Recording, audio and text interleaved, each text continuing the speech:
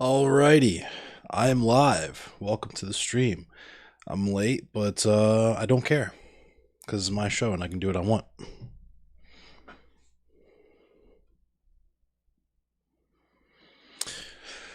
Um, I'm not gonna lie to you guys. This is gonna be pretty heavy. Um, One thing that we're doing today is watching the Capitol Police testimony from January 6th. Um, let me.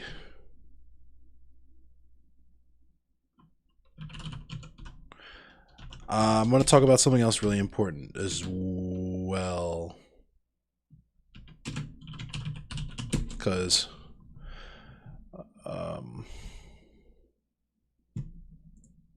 we're getting into some pretty dangerous territory.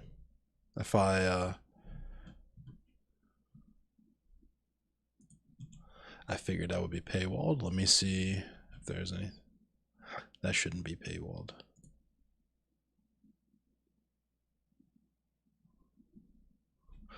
Okay. I want to talk about COVID again. I'm going to talk about Keith Davis Jr., of course. Excuse me. And I'm going to talk about Daniel Hale.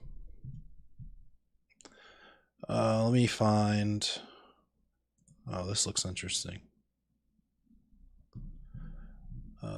This looks like an interesting website. Cool. So, excellent. Let me find. See if I can find a link on YouTube for this police testimony.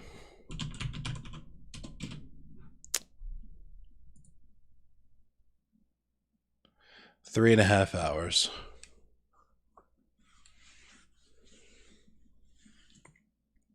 Okay. So, thanks for joining me. If you are new, my name is Endless. I do these streams every Monday, Wednesday, Friday at 10 p.m. Eastern Standard Time. I read the news for about an hour, maybe a little more, maybe a little less. Then I play video games. Most of the time it's Mortal Kombat 11. Other times it's Hunt Showdown. Aside from that, I play Rogue Company, and that's really it, because before that I was playing Overwatch and Warzone, but those games got hastily uninstalled after the revelations that were revealed in a lawsuit against Activision Blizzard by the state of California. Won't get into that here. That's a topic for probably Monday's stream or next Wednesday's stream. We'll see. I have my drink here. I'm prepared for a long stream tonight because it's going to be a long one. This video is 3 and 3/4 hours long. But I'm not going to go right into it. I'm going to talk about the other stuff I want to talk about first, just to get it out of the way. Looks like I got a few people in here already. Looks like I got 4 viewers. Let me log into my. Hang on. What's up, Jerson? So this is going to be a pretty newsy news stream. What's up, Vulcan? And I don't mean newsy as in the last few news streams I've done where it's like 12, like a smattering of articles. This one's going to be in terms of the subject matter, short and sweet, but the video I'm going to be watching is 3 and 1/4 hours long, just so everyone is aware and on board with that. How's everybody doing? How you doing tonight, Jerson? How you doing, Vulcan? 5 bits. Hello. See, I don't. I'm actually not a Twitch affiliate anymore. I terminated my contract. I might go ahead and become affiliate again, because I've heard that there have been some changes to the affiliate contract that are satisfactory to me. The reason why I terminated my affiliate contract is, before, my understanding of the Twitch affiliate contract was that if you become affiliate with Twitch, Twitch owns your likeness and brand, which is egregious in and of itself, but also it puts ads on your channel. So, you know, Obviously, ads make people leave your stream. It's just that simple. I'm sure everyone in here has been to a YouTube video, a Twitch stream, whatever, where you clicked on it, excited to watch it, then an ad started and you immediately went somewhere else. I think it's something like the statistics on that are like 2 out of every 3 people do that. It's insane. Also, Twitch wants to split everything 50-50 with you. So they want half of your subscription money, they want half of your bits money. It's just not a vibe. And Twitch is also just kind of a really shitty platform, and they're in a really shitty place right now. And I wouldn't be surprised if they go bye-bye in the near future. But awesome, you got to play Magic again. That's cool, Jerson. Yeah, I've just been playing Arena pretty much. I actually haven't played Arena in a while. I might play that. If I'm still feeling up to gaming after tonight's stream of news, I will more than likely play some Magic. I am currently just pulling up my stream on all 3 of the platforms that I'm currently on so that I can mod and admin, because I'm sure, because it's so long, that people will be... Whoops. Let me silence that.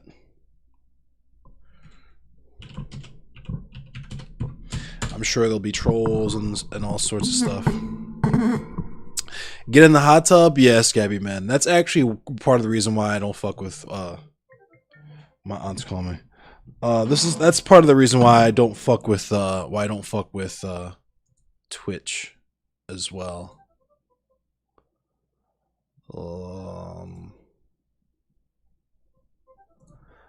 Okay, so is everybody ready?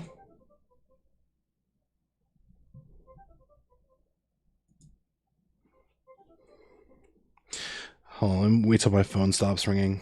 I haven't talked to my aunt in a little while. I'll message her or call her back after, or probably tomorrow, because I'm probably not going to have time to do it during the stream. But anyway, what's up, Kuma? Yeah. Okay, so alrighty then. So first things first, let's talk about this COVID stuff. So apparently, I just saw this today, and this particular piece here was updated 2 hours ago. But the CDC has done a study that shows that 74% of people infected in Massachusetts with COVID were fully vaccinated. About 3/4 of people infected in the Massachusetts COVID-19 outbreak were fully vaccinated, according to a new data published Friday by the CDC. The new data, published in the U.S. agency's Morbidity and Mortality Weekly Report, also found that fully vaccinated people who get infected carry as much of the virus in their nose as unvaccinated people. About 3/4 of people infected in a Massachusetts COVID-19 outbreak were fully vaccinated against the coronavirus, with 4 of them ending up in the hospital, according to new data published Friday by the Centers for Disease Control and Prevention. The new data, published in the U.S. agency's Morbidity and Mortality Weekly Report, also found that fully vaccinated people who get infected carry as much of the virus in their nose as unvaccinated people and could spread it to other individuals. This finding is concerning and was a pivotal discovery leading to CDC's updated mask recommendation, CDC Director Dr. Rochelle Walensky said in a statement. The masking recommendation was updated to ensure the vaccinated public would not unknowingly transmit virus to others, including their unvaccinated or immunocompromised loved ones. On Tuesday, the CDC reversed course on its prior guidance and recommended fully vaccinated Americans who live in areas with high COVID infection rates resume wearing face masks indoors. The guidelines cover about 2/3 of the U.S. population, according to a CNBC analysis. Let's watch this.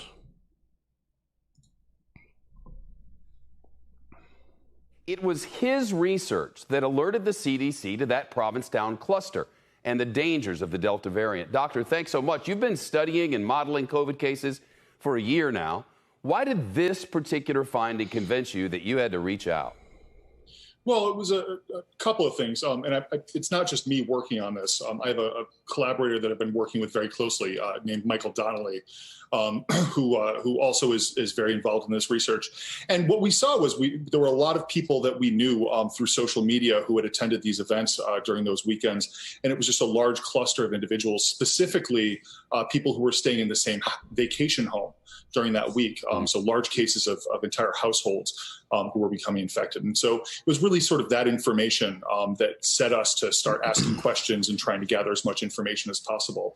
And at some point, we realized we just needed to bring this to the next level and reached out to local health departments and CDC. And thankfully you did. What are the risk points, Dr. Lavasser, the risk points that you're watching and are concerned about when it comes to the spread of this Delta variant? So in particular with this cluster, the thing that I think was most surprising to us was the large number of symptomatic disease. And thankfully, there weren't a whole lot of people who wound up being hospitalized in this cluster. But there were people who said, for example, that this infection, based on, all the infections that they've had in their life, was like an 8 out of 10, like the young man that you just had speaking before. It's a really powerful illness that people are getting. It's not something that anyone, really wants. So identifying that there was, substantial amount of illness in this population was one of those things that tipped us off. But also the fact that it was going through households and entire, groups of friends who stayed together was one of the things that we identified. Doctor, at this point, it seems pretty clear that this country will never fully wear a mask or be fully vaccinated against COVID. So what do we do? What happens now? Well, I mean, we just need to encourage people to do the right thing. I think what we've seen over the course of the past few weeks is that places that have had lower vaccination rates, as cases increase, people become a little more convinced that maybe, they need to go out and get this vaccine. Some people are waiting until there's full FDA approval. We may have that for the mRNA vaccines by the end of the month, hopefully. And I think that those are all things that are going to be really helpful. But I think this is going to come down to people, really, gritting down and realizing that we need to work together to get out of this. It's the only way we can get out of it. But before we quit, for the millions who've done the right thing and gotten the vaccine, they were kind of promised being close to the end of the pandemic. Do you ever see a time where we don't have this virus at all?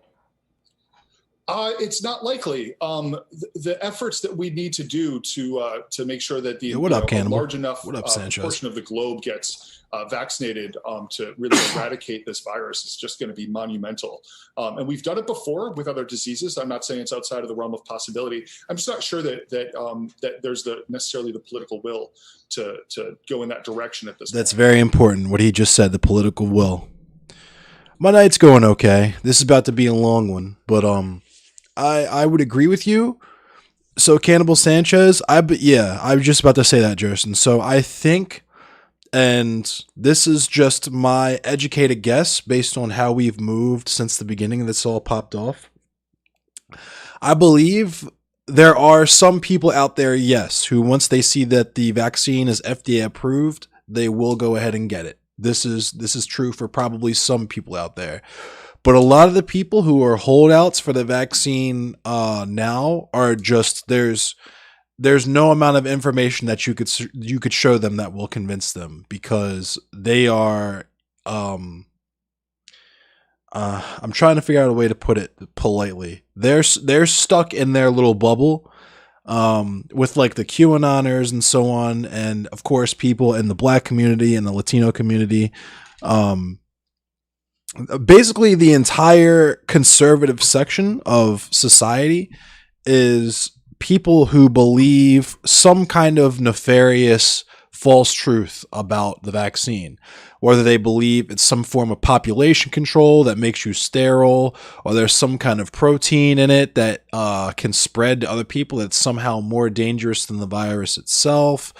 There's an entire section of the population that will not get vaccinated, period. They will not wear masks. This is going to be just like June of last year all over again, where people are protesting in the streets because they don't want to wear masks inside around other people.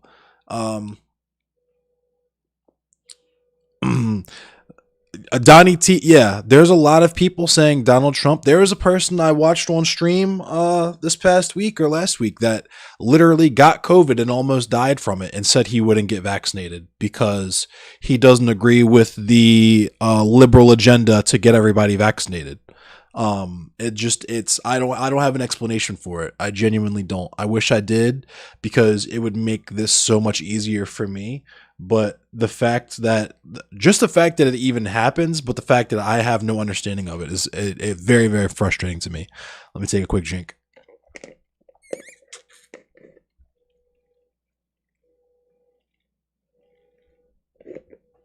That Royal Farms raspberry tea is hitting. So, like I was saying last stream, what's going to happen is, what's going to happen is, unfortunately, let me also change the chat box so you can actually see chat when I go into screens with like white backgrounds like this.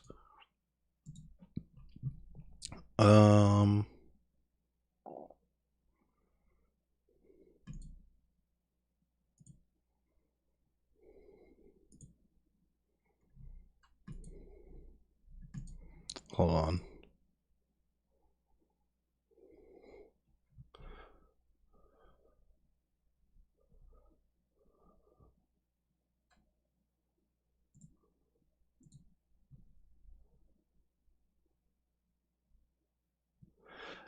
It means yes, the Delta variant. So hold on.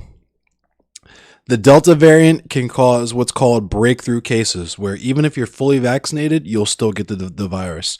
Matter of fact, importantly, I have to tell you something. It's very important. Just because it's relevant to this weekend, you and I. So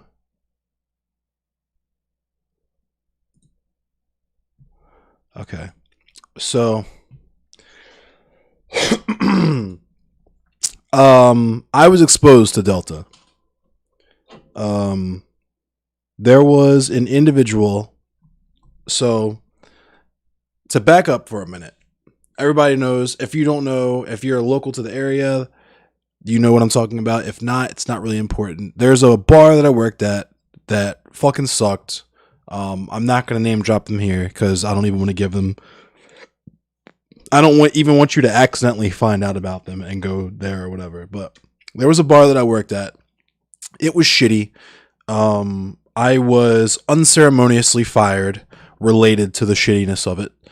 And I had made some comments last year about the fact that the bar was choosing to open and do business and go about things business as usual, so on and so forth, knowing that the service industry is next to the nursing and medical industry, obviously, the hardest hit of the industries by this illness, by the global pandemic. Mentioned the fact that they should, because they were doing fundraising, grossly enough, and I'd mentioned the fact that they should probably use the funds that they raised. If people were willing to just send them money for nothing, they should probably use those funds to pay the staff to stay home, hunker down, ride the ting out, right? Instead of trying to get heaters so they could build a patio so they could get people who were not going to wear masks and were not going to be vaccinated to come to the bar so that the owner and so on and so forth can make money off of the bar. Brain dead, right? Basic. I was fired because the bar was shady. That's racism, Daniel F. I don't know if that's sarcasm or what, but there was some racist shit involved. I won't say anybody that works at the bar is racist. I would call them clueless, maybe perhaps racially insensitive. But I don't believe that anyone who works at that bar is actively racially prejudiced. But at least not beyond what is the general baseline of anti-blackness in American culture. But anyway, not to get sidetracked. Yeah, I said it's a fucking bar. People are going to be there unmasked, unvaccinated, and someone is going to get COVID. This was before the vaccine, mind you. So this was like this time last year I was saying this. And lo and behold, as they have gone back to, I'm not sure if they've gone back to full capacity or are still doing limited capacity, but this bar is also a musical venue and they've been doing shows and so on and so forth, dance parties, all that sort of thing. And it's all good, Daniel F. So this bar is doing these events and it seemed very irresponsible to me. I'll put it that way. And this is kind of before the Delta variant really entered the lexicon of the general like zeitgeist of American culture, right? But lo and behold, a staff member of this bar was infected with Delta, was hospitalized, and this was someone that was fully vaccinated, right? A friend, I guess someone that I knew, someone that I played music with, and someone that was kind of a local personality, passed away not too long ago, and there was a wake for him this past Sunday, and a large number of us went to this wake. A large number of us were unmasked. There's honestly no way for me to know who was vaccinated and who was not vaccinated. And according to this recent CDC study, depending on what variants are going around in your city or whatever, it doesn't fucking matter. But I shook this person's hand. This person stood directly behind me in a group photo that we took. And they just found out 2 days ago that they were positive with Delta. And furthermore, someone that they had close contact with that is also a mutual friend of mine, like a good mutual friend of mine, they also tested positive for Delta. They just found out today. They tested positive today. So I was tested. I took a rapid test today that came back negative. But here's the kicker. The rapid test does not detect Delta from all of the things that I've been told and what I've heard. So my test results will come back in 1 to 2 days is what I was told. But that is something that is going on with me. So in the event that I disappear from the stream for a few days or a few weeks, that won't happen because I regularly update my Facebook and my Instagram and so on and so forth. But if I disappear for a while, it is because I am infected with Delta, because I was heavily exposed to Delta. I will say that much. That being said, I'll continue with this piece because I feel like there's a lot of pertinent information in here as well.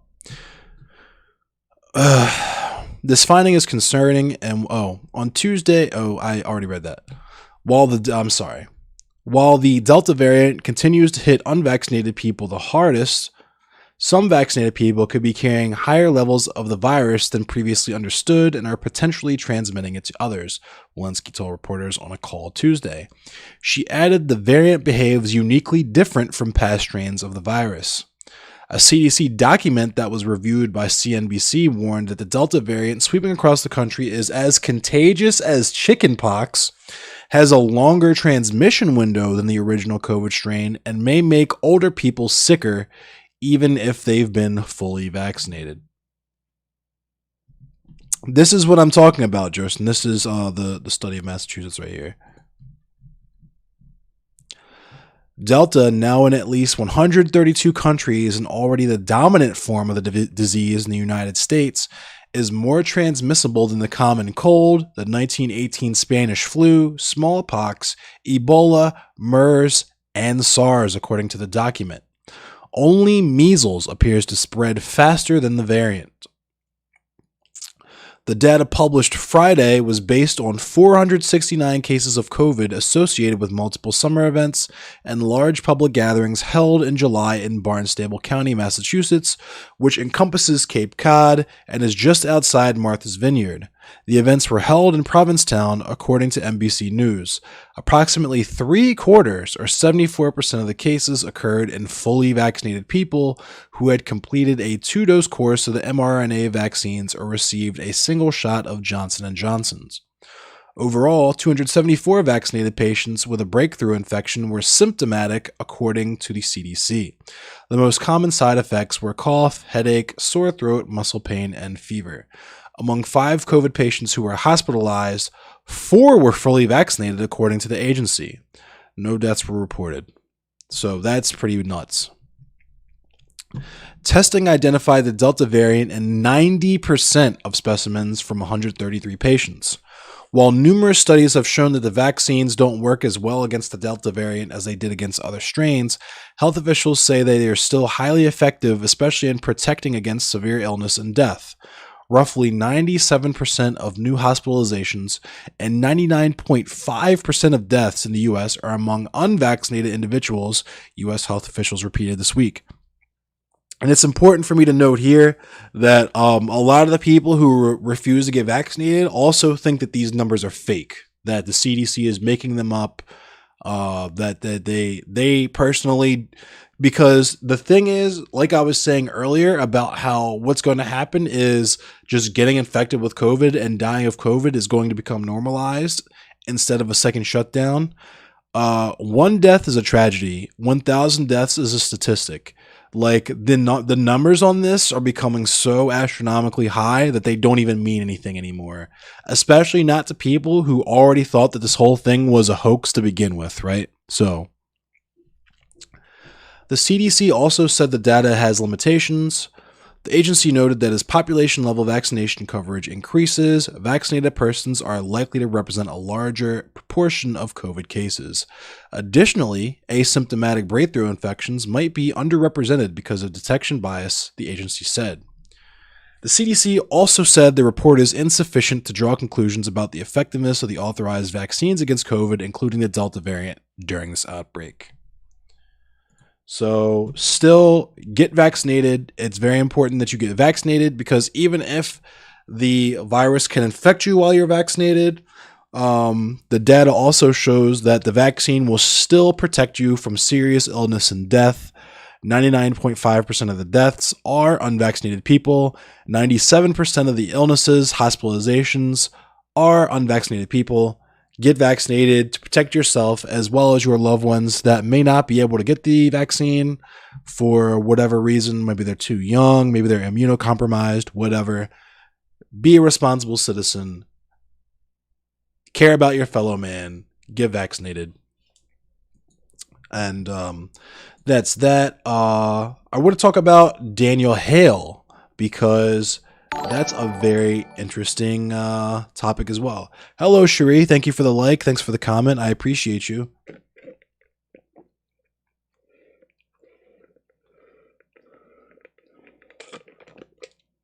Oh, my goodness. The Royal Farms raspberry tea will always... Key is in Facebook jail. Yeah, he told me yesterday. Hello to him as well. Shout out to Key. Follow Keyblade Warriors on Facebook if you aren't already. And I will show you a link to this, certainly, Kuma. I'll drop the link to it in chat, actually.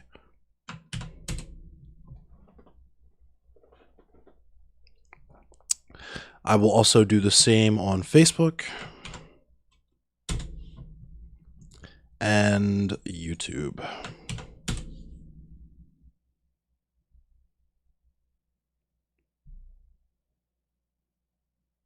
Yeah, no problem. So, all right. Now, Daniel Hale, like I was saying, let's talk about Daniel Hale for a minute. Yo, CJ, thanks for the host, bro. I appreciate you. So, this is Daniel Hale. He revealed some information about the United States government's drone operations. It's basically the U.S. military's assassination program is what it is. So I have not read this website before. I've only watched some like now this stuff on Instagram or whatever about the story. But yeah. Thank you, Thanks for checking me out, Sour Streaming. But anyway, here we go. In May 2019, drone whistleblower Daniel Everett Hale was arrested and indicted on allegations that he disclosed classified documents about the U.S. military's assassination program, believed to have been the source material for a series in The Intercept called The Drone Papers. On March 31st, 2021, Hale pleaded guilty to a single count under the Espionage Act, carrying a maximum sentence of 10 years. On July 27, 2021, Daniel was sentenced to 45 months in prison. Hale is a veteran of the U.S. Air Force. During his military service from 2009 to 2013, he participated in the U.S. drone program, working with both the National Security Agency and the Joint Special Operations Task Force at the Bagram Air Base in Afghanistan. After leaving the Air Force, Hale became an outspoken opponent of the U.S. targeted killings program, U.S. foreign policy more generally, and a supporter of whistleblowers. He publicly spoke out at conferences, forums, and public panels. He was featured prominently in the award-winning documentary National Bird, a film about whistleblowers in the U.S. drone program who suffered from moral injury and PTSD. Hale based his criticisms on his own participation in the drone program, which included helping to select targets based on faulty criteria and attacks on unarmed, innocent civilians. Let's watch this really quick, see what this is all about.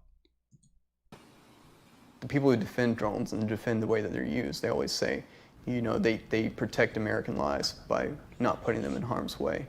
But what they really do is they just embolden commanders. They embolden decision makers because there is no threat. There is no immediate consequence.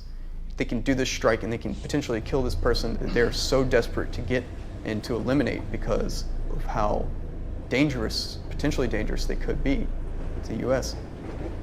But if it just so happens that they don't kill that person or that some other people are involved in the strike and get killed as well, you know, there's no consequence for it.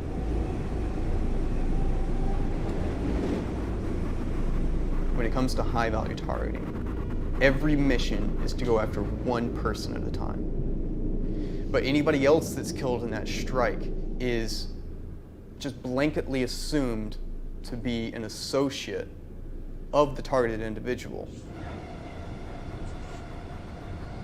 So as long as they can reasonably identify that all of the people in the field of view of the camera are military-aged males, meaning anybody who's believed to be of age 16 or older, they are a legitimate target under the rules of engagement. If the strike occurs and kills all of them, they just say that they got them all.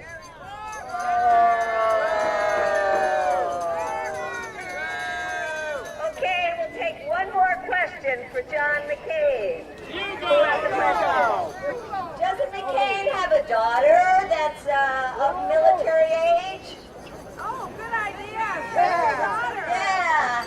How about sending your daughter, John? What about that? People oftentimes get mixed up in the anti-drone movement, trying to say that we should just ground drones and we just eliminate drones from our lexicon and never allow them to exist in this world. It's just too dangerous.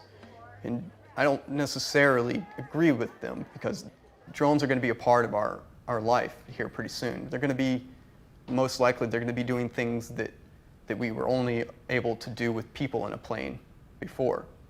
It would be like dusting crops or planting seeds or doing humanitarian surveillance during floods and disasters to try and locate victims. You know, they're going to be there.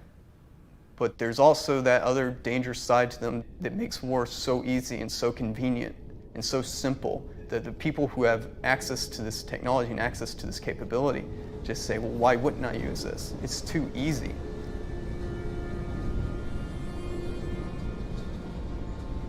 When you got a hammer, everything looks like a nail. The disturbing thing about my involvement in drones is the uncertainty. If anybody that I was involved in kill or capture was a civilian or not. There's no way of knowing. So that was probably the most grotesque thing about what his revelations uncovered, was that the drone strikes kill pretty indiscriminately. I think there was like a month period of time during Obama's presidency where it was like 90% of the people killed by these drone strikes were completely innocent. But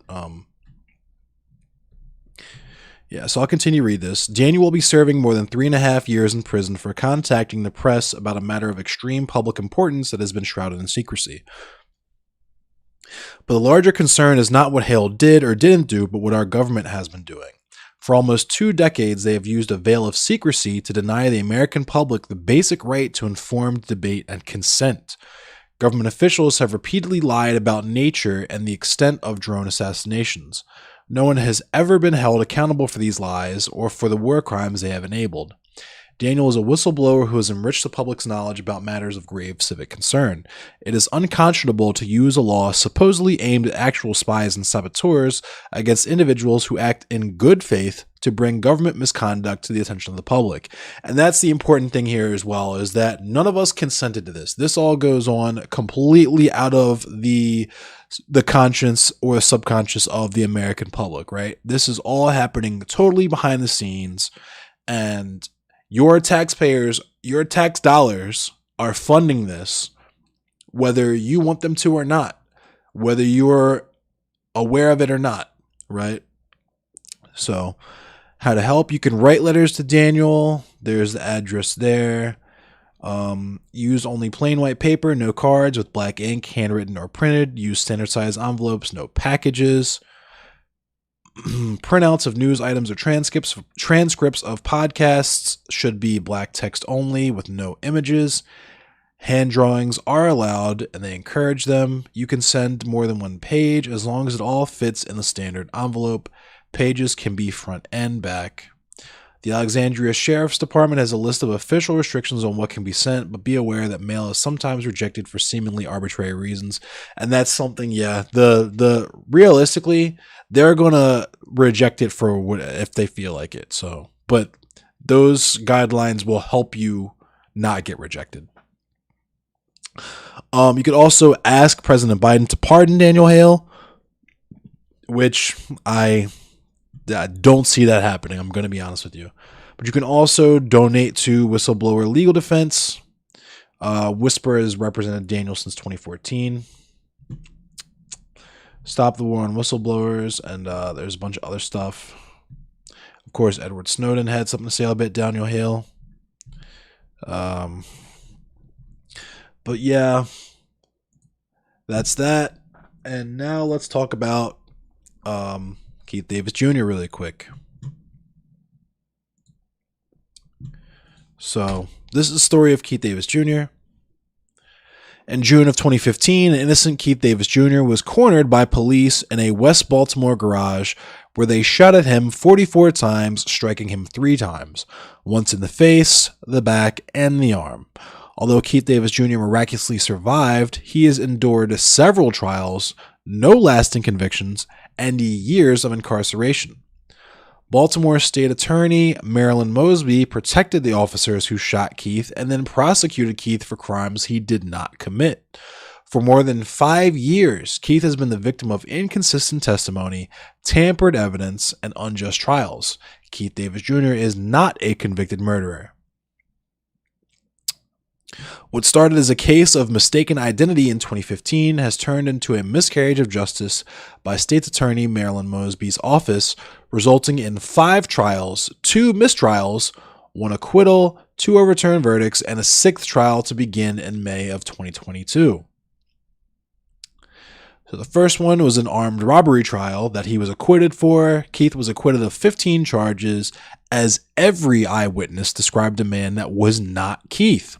The jury only found Keith guilty of constructive possession, the crime of being near a gun.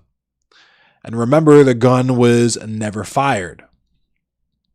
So in May of 2017, he went through a second trial, which was the first murder trial. The first murder trial ended in a hung jury, with 11 jurors voting not guilty. The only known witness to the murder, who died before trial, consistently gave a description that did not match Keith. The second murder trial returned a guilty verdict that was later overturned by the judge at sentencing when she learned the prosecutor's key witness, a professional jailhouse informant, was introduced into the trial without providing the defense, the jury, or the judge herself with the true background on the informant. So if you don't understand what that is, was literally the prosecutors got a paid snitch. They just found someone in jail who snitches and snitches for reward, like in exchange for things, for favors, whether it be reduced time or commissary or whatever. It was a paid snitch that they just got to say was Keith Davis. And obviously it was not Keith Davis. The third trial ended with a hung jury. In this trial, a surveillance video suddenly appears that showed the murder victim immediately before his death and a suspect. The state withheld this video in all prior trials, claiming that it had no value. Suddenly, in this trial, it not only had value, but the state now claimed that the video shows Keith. Imagine that. The fourth murder trial ended in a guilty verdict that was later overturned due to the judge refusing to allow the appropriate and required pretrial questioning requested by the defense. Inconsistent and false testimony from police and flimsy evidence has led to 1 acquittal, 2 mistrials, and 2 overturned verdicts. Multiple juries have either acquitted or overturned verdicts in his case, and yet Marilyn Mosby continues to try everything to convict Keith Davis Jr. The gun they claim Keith used in the murder was never fired. It is not possible for a gun that was never fired to commit a murder via shooting. The state's own experts acknowledged that the gun was never fired, no gun residue was ever found inside of the suspected murder weapon, and the only tying Keith to the gun was completed in only 6 minutes. The fingerprint analyst testifies that she leaves her office, goes to evidence control to retrieve the gun, returns to her office, conducts an elaborate process that involves manually tracing the fingerprint loops in an all but impossible 6 minutes. Later, she remarks that she has no notes to describe this process. So, what the state was saying is that she completed an entire process where you're literally tracing a fucking fingerprint. All right, you're literally tracing a fingerprint and comparing it with another fingerprint that was done in 6 minutes with no notation of any of the steps of the process being taken. No DNA evidence linked with Keith Davis and Kevin Jones, who was the murder victim. Despite repeated DNA tests, there is no DNA test that links Keith Davis Jr. to Kevin Jones. During the trials, the state infers that there is DNA evidence in this case that is a link, but that is simply untrue. And it gets worse, apparently. In reviewing court transcripts, interviews, and other relevant documents, we've uncovered 209 problems and lies made during the trials of Keith Davis Jr.'s case that prove his innocence. So, these are the different things. You can pick a dot to see what the details of that particular thing are in these cases. We'll look at one of the police dots for the first armed robbery trial. I guess this Officer Eskins says that they shot into the garage because Keith ran into the garage, not because he was an active threat. So Eskins notes that they shot Keith for running, not for being an active threat. And this is a recurring theme we see with the police, especially here in Baltimore. If you remember the Freddie Gray incident, which I hope you do, the reason why they arrested him was not because he was threatening or that he was in the process of actively committing a crime or anything like that. They literally chased him just because he ran. That's it. And then after the fact, when they were searching him, they found his spring-assisted knife, which is, first of all, if you don't know anything about city versus county, it was a knife that he probably bought from a store in the county because it's not illegal in the county. It's only illegal in the city as part of what makes living in the city so treacherous and why people probably run from the police is because it's literally set up for you to get arrested in the city. If you're outside, you're probably breaking the law somehow and the police will arrest you. So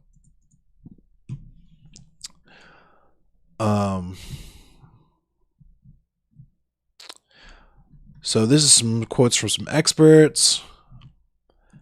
This is Marilyn Mosby's number. If you would like to get involved, That's also her email address. This is Brandon Scott's phone number and email address.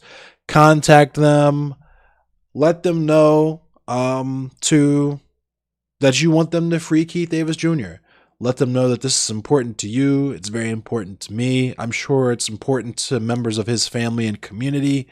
The man needs to go free. He did nothing wrong. He was assailed by the Baltimore Police Department. And he needs to go home to see his kids and his family and his loved ones. That's how this needs to end, and it needs to end quickly and very soon. So there's that. And with that said, let's get into what I wanted to get into. From the onset, we're going to take a look at the testimony of some of the Capitol officers on January 6th. Like I said, this is a 3 3/4 hour long piece. So I might fast forward here and there just to get it short, because at this point I'm probably going to be up till like 2 a.m. watching this. But let's get it going. Let's get it started. Here it is. Alexander. Good day to you. We are coming on the air right now because the House committee investigating the January 6th Capitol riot is now holding its first public hearing. The Select House Committee is made up of 9 lawmakers, 7 of them Democrats, 2 Republicans. One of those, Republican Liz Cheney, is expected to deliver one of this morning's opening statements. Today, the committee will also hear what's expected to be emotional testimony from several police officers who are expected to detail being attacked and beaten that day. We do want to warn you that we expect some explicit language and disturbing images in the videos played during today's hearing. There are expected to be new videos played through the course of today's event as well. As we look in the room live right now, we want to go to NBC News Capitol Hill correspondent Garrett Hake, who is there for us right now. And Garrett, Democrats, House Democrats, as we look at Benny Thompson, the Democrat from Mississippi, who's the chairman of this committee, have really set a tone that they think will make this a serious investigation. But already Republicans are heavily critical of this. What will you be watching for as they try to begin this investigation with today's hearing? Today's hearing is unlikely to uncover any new facts, but Democrats are hoping it can lay the emotional and factual groundwork for just exactly what happened on January 6th and how bad the violence really was that day. 3 out of the 4 officers we're going to hear testimony from today suffered fairly serious injuries when they were beaten with things like flagpoles. One was tased, another badly concussed. All of them were called traitors and worse by the rioters who attacked them on that day. Democrats want to use this nonpartisan, what they hope will be highly credible testimony from frontline defenders of the Capitol to push back against what has been some Republican whitewashing of exactly what happened on this day. And as I said, lay the groundwork for an investigation that's going to continue to unfold over the next several months, Peter.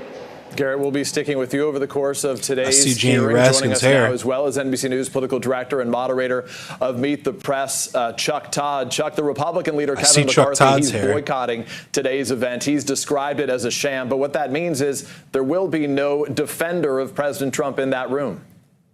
Right.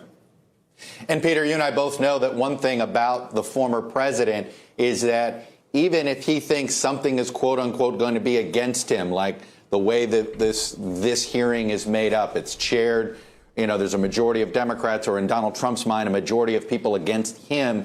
He would rather have somebody there supporting him rather than allow some of these things to go unchallenged. And look, this is the political bet that Kevin McCarthy made when he made this decision to cozy up with the former president for his own political reasons, and it's where the House Republican Conference is headed. They're more closely aligned with Donald Trump than with the other parts of the Republican Party.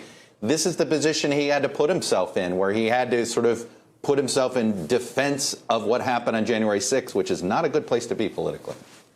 Chuck, thank you very much. The hearing now underway. Let's listen to the chairman, Benny Thompson. We know there's evidence in a coordinated, planned attack. We know that men and women who stormed the Capitol wanted to derail the peaceful transfer of power in this country. And they did, briefly. We know that 7 people lost their lives, that more than 140 police officers suffered injuries. We know that efforts to subvert our democracy are ongoing, and a major part of the Select Committee's work will be to find ways to eliminate that threat. We also know that the rioters came dangerously close to succeeding. If Sure not did. for the heroism of the United States Capitol Police and the Metropolitan Police Department, many more lives might have been lost. Yep. And the rioters could have accomplished what they set out to do, upend American democracy. Yep. It's an honor to have 4 of these heroes sitting before us today. We welcome them for appearing here, and more importantly, for your heroism on January 6th. You have the gratitude of this committee and this country. You held the line that day. I can't overstate what was on the line, our democracy. You held the line. We're going to revisit some of those moments today, and it won't be easy, but history will remember your names and your actions. And it's important to think about history as this committee starts its work, and as we hear from these courageous men, and to get answers for the American people, because we need to understand our history if we want to understand the significance of what happened on January 6th and our role as members of the People's House.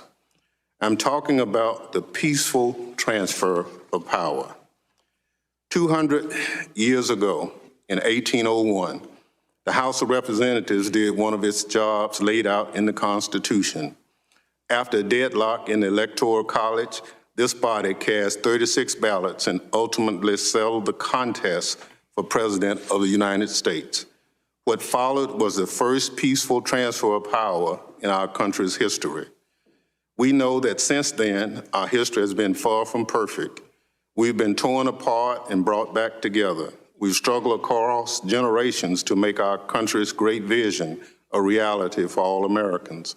We won victories and we've suffered failures. But the peaceful transfer of power has stood as the pillar of our democracy. It's one of those things we rely on, a safeguard that we hold close, because as heated and angry and divided as we may be, whatever victories we celebrate or upheavals we endure, we can rest easy knowing that when the moment comes, our system guarantees that one party will hand the reins to another if that's the will of the people. And while our institutions endured, and while Joe Biden is the legitimately elected president of the United States, a peaceful transfer of power didn't happen this year. It did not happen. For the first time in American history. Let that history. sink in. Think about it. A violent mob was pointed toward the Capitol and told to win a trial by combat. Some descended on this city with clear plans to disrupt our democracy. One rioter said that they weren't there to commit violence, but that, I'm quoting, "We are just there to overthrow the government." I want to repeat that. I urge everyone to listen to those words and think about what they mean. We were just there to overthrow the government. They marched on the Capitol with the clear intentions of stopping the certification of the election. And when they encountered the police sworn to keep us safe, they went on the attack with bear spray, knives, tasers, hockey sticks, even flagpoles fashioned in clubs with the American flag still attached. And those rioters breached the Capitol. They smashed windows, scaled walls, broke down doors, and invaded the halls of Congress. It was a scene of violence in the citadel of our democracy, not seen since 1814, when British soldiers sacked the building. They raced through the hallways chanting, "Hang Mike Pence. Where's Nancy?" They stormed onto the Senate floor because they wanted to stop the Senate from certifying the election. The rioters tried to take over the House floor for the same reason. Thankfully, some astute young staff member had the presence of mind to grab the physical electoral ballots for safekeeping. These rioters were organized. They were ready for a fight, and they came close to succeeding. It's frightening to think about how close we were. A few inches of wood and glass.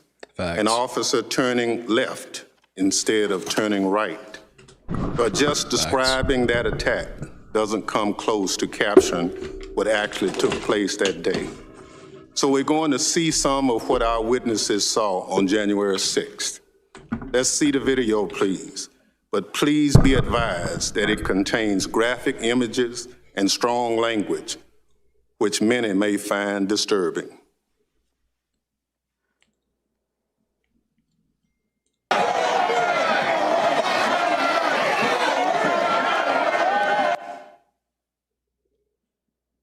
Hey, brother, we're boots on the ground here. We're moving on to Capitol now. I'll give you a boots on the ground update here in a few. Multiple Capitol entries. Multiple Capitol entries.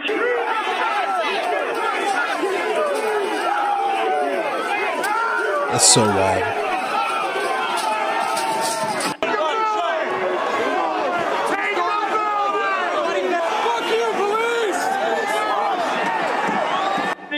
We are still taking metal, sharpened objects, missiles, to include bottles and rocks, and hand-thrown chemical-grade fireworks.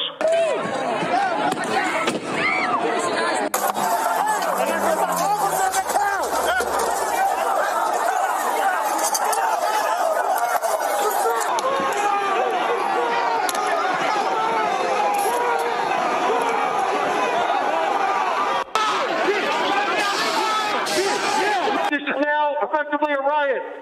1349 hours declaring it a riot.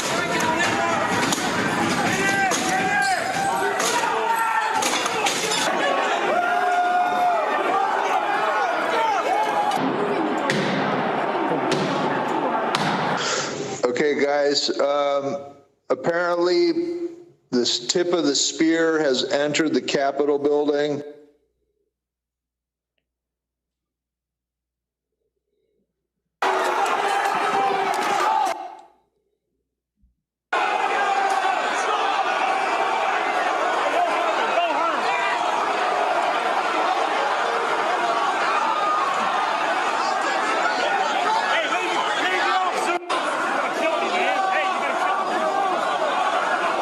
If I give this up, they're going to have to run after.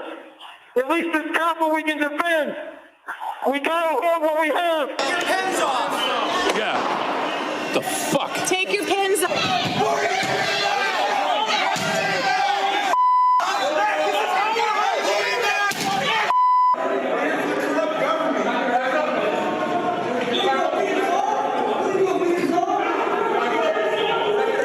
Is that the guy that thought he was at the White House right there?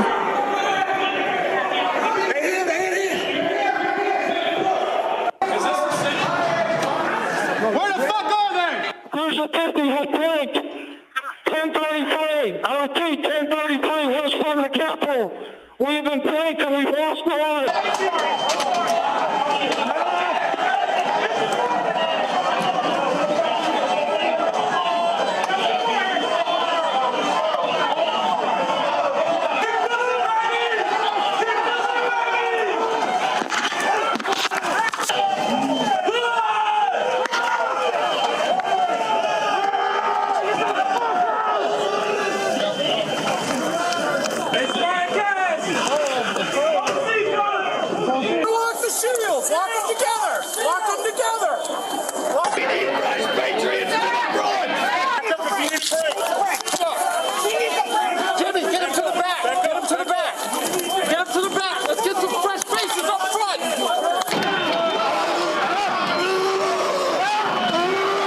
That's when the dude was stuck in the door.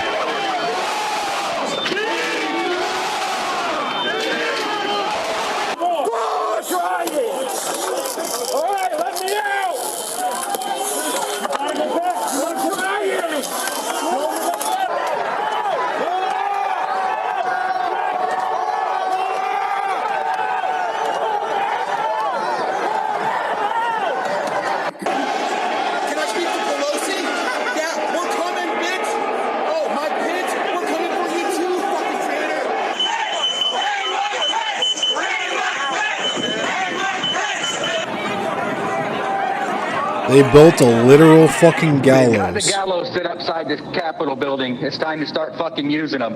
Start making a list, put all those names down, and we start hunting them down. Thanks for the Lyco cat.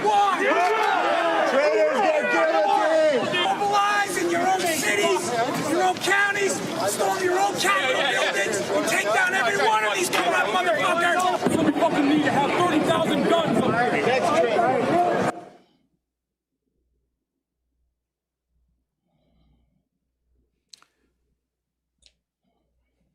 That's crazy. He'll be back, he warns us. It's just chilling. I thank God for our democracy and our republic withstood this assault. But that man's warning reminds us that this threat hasn't gone away. It looms over our democracy like a dark cloud. Some people are trying to deny what happened, to whitewash it, to turn the insurrectionists into martyrs. But the whole world saw the reality of what happened on January 6th. The hangman's gallows sitting out there on our nation's mall. The flag of that first failed and disgraced rebellion against our union being paraded through the Capitol. The hatred, the bigotry, the violence. And all of it for a vile, vile lie. Let's be clear. The rioters who tried to rob us of our democracy were propelled here by a lie. As chairman of this committee, I will not give that lie any fertile ground. We need to understand how and why the big lie festered. We need to know minute by minute how January 6th unfolded. We need to understand how the rotten lie behind January 6th has continued to spread and feed the forces that would undermine American democracy. And we need to figure out how to fix the damage. It won't be easy, but I have tremendous confidence in the colleagues sitting to my left and right. These are men and women of courage and character. We did not ask for this, but the House of Representatives did its job to give this country its first peaceful transfer of power, and we will do our job now to make sure the peaceful transfer of power remains a pillar of our democracy. We cannot allow ourselves to be undone by liars and cheaters. This is the United States of America.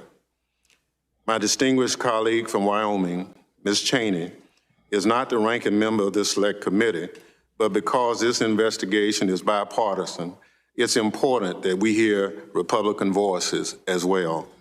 I now recognize Representative Cheney for an opening statement. Thank you very much, Chairman Thompson. Thank you to all my colleagues on this committee, and thank you to each of the witnesses appearing before us today.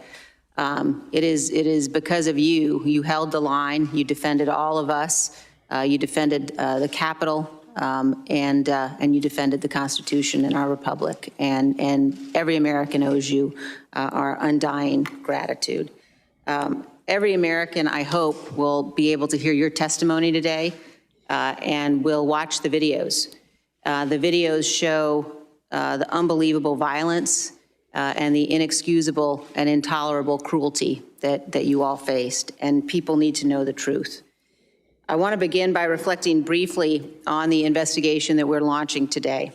Every one of us here on the dais voted for and would have preferred that these matters be investigated by an independent, nonpartisan commission composed of 5 prominent Americans selected by each party and modeled on the 9/11 Commission. Although such a commission was opposed by my own leadership in the House, it overwhelmingly passed with the support of 35 Republican members. It was defeated by Republicans in the Senate. And that leaves us where we are today. We cannot leave the violence of January 6th and its causes uninvestigated. The American people deserve the full and open testimony of every person with knowledge of the planning and preparation for January 6th. We must know what happened here at the Capitol. We must also know what happened every minute of that day in the White House, every phone call, every conversation, every meeting leading up to, during, and after the attack. Honorable men and women have an obligation to step forward.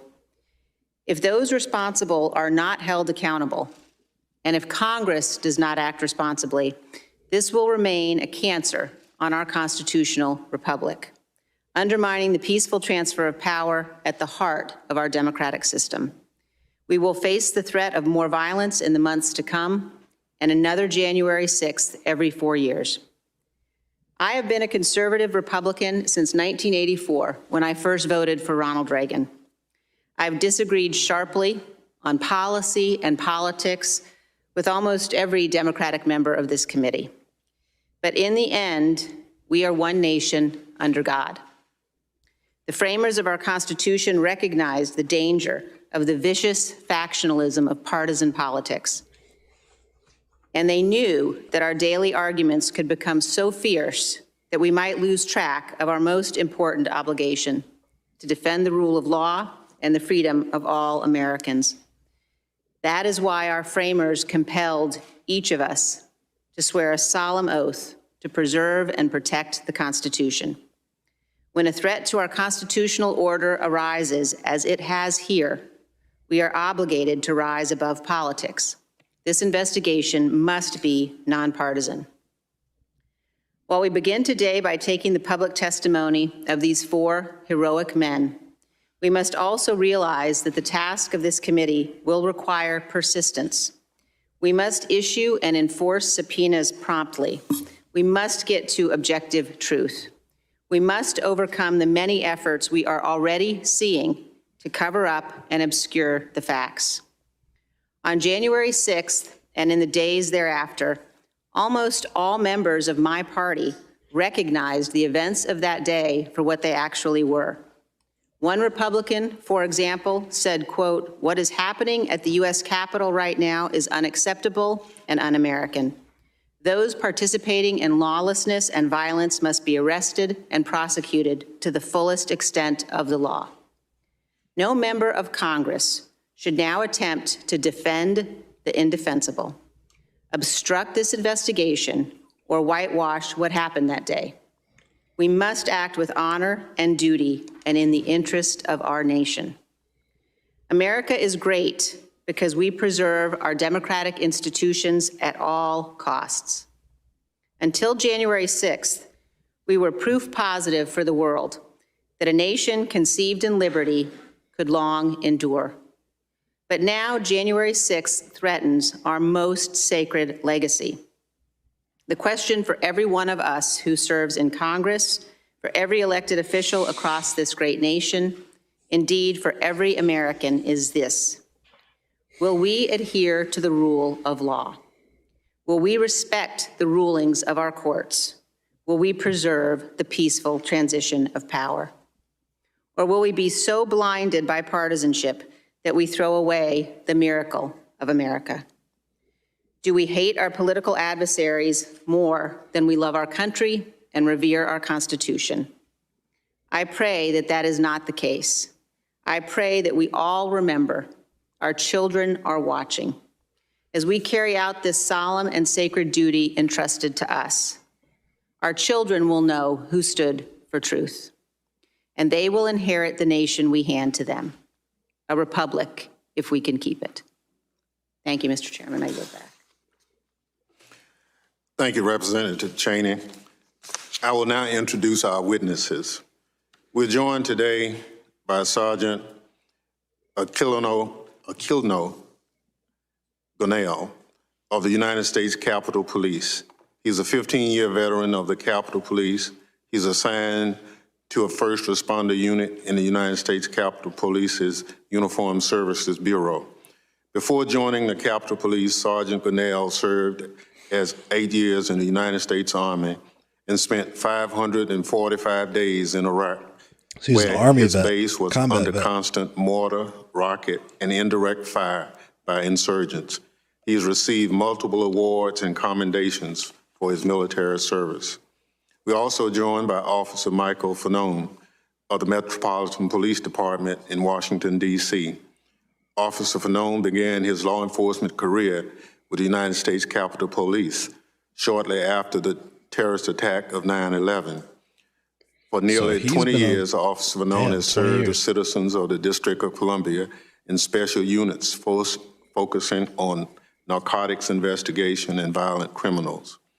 Officer Daniel Hodges is a member of the Civil Disturbance Unit 42 in the D.C. Metropolitan Police Department, where his responsibilities include I think he's the guy that got squished in the Prior to his door. service on the Metropolitan Michael Police Fanone was the Department, guy that got he served tased. 6 years in the 116th Infantry Regiment, 3rd Battalion, as an indirect fire infantryman. U.S. Capitol Police Officer Harry Dunn is a 13-year veteran of the United States Capitol Police and a member of its first responder unit. His responsibilities include ensuring the integrity of the perimeter around the Capitol building. Officer Dunn has been among the first Capitol police officers to describe what happened to law enforcement on January 6. I will now swear in our witnesses. Witnesses will please rise and raise their right hand.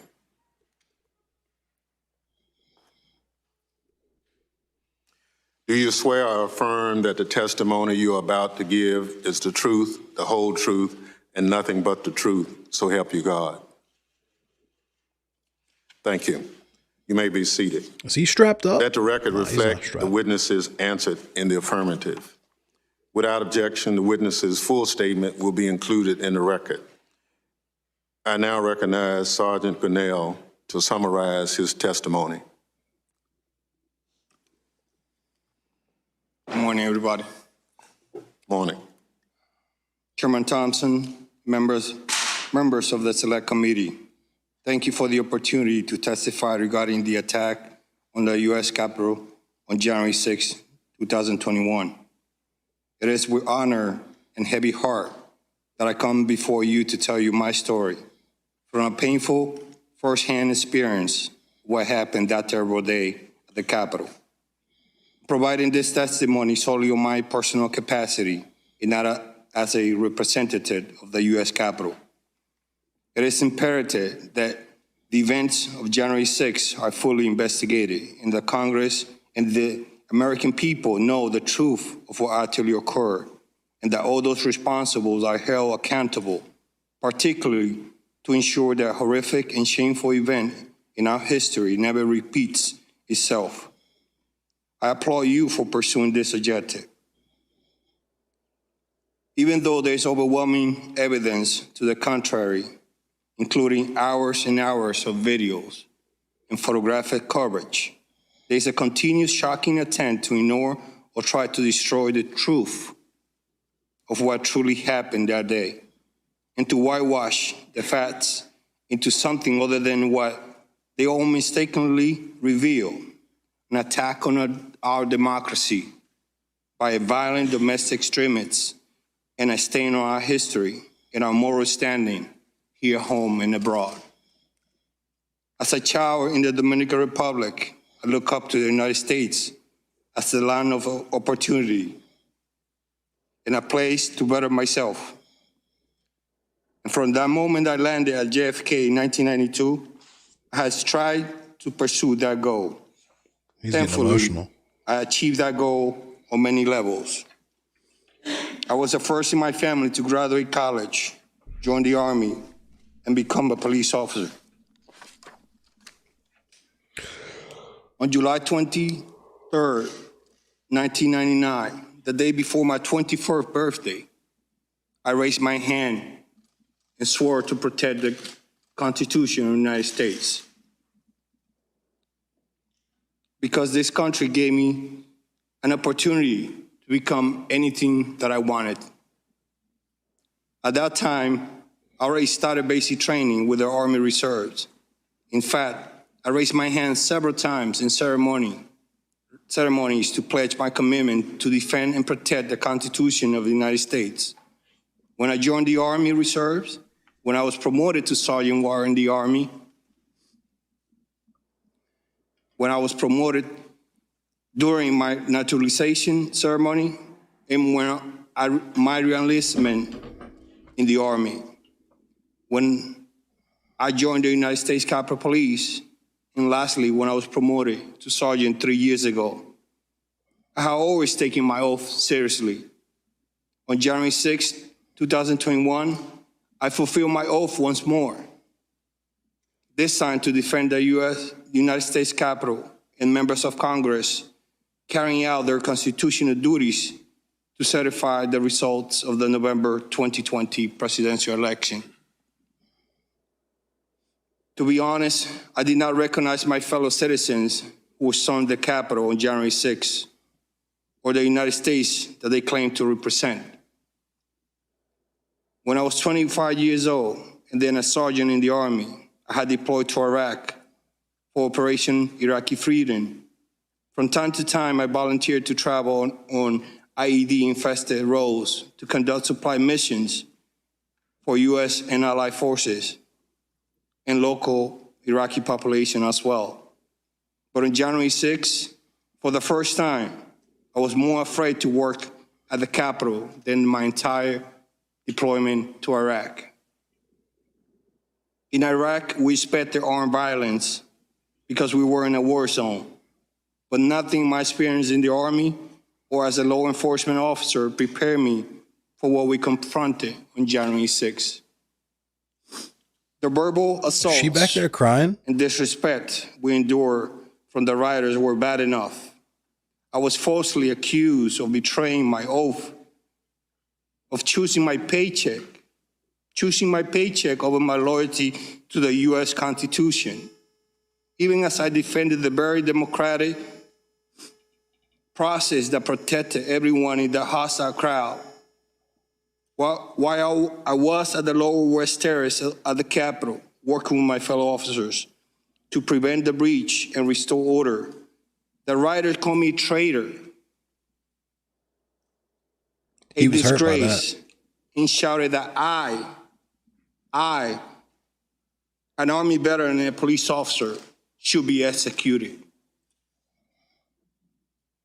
Some of the rioters had the audacity to tell me there was nothing personal, that they would go through me, through us, police officers, to achieve their goal, as they were breaking metal barriers to use as a weapon against us. Wild. Or they use more menacing language. If you shoot us, we all have weapons, we will shoot back. Damn. Or we'll get our guns, we outnumber you. They said, join us. I heard specific threats to the lives of Speaker Nancy Pelosi and then also Vice President Mike Pence. But the physical violence we experienced was horrific and devastating.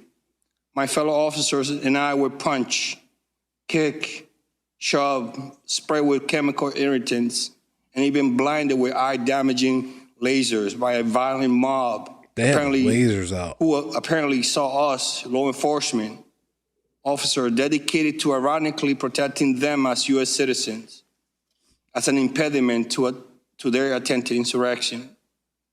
The mob brought weapons to try to accomplish their insurrectionist objectives and use them against us. These weapons included hammers, rebars, knives, baton, and police shields taken by force, as well as bear spray and pepper spray. Some of the rioters wore tactical gear, including bulletproof vests and gas masks. Okay.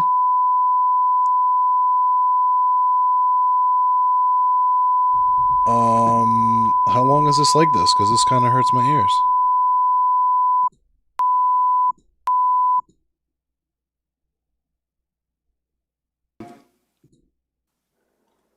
We were suggesting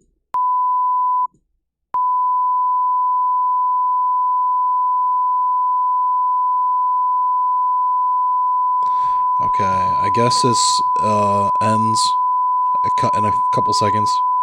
hackers. There we go.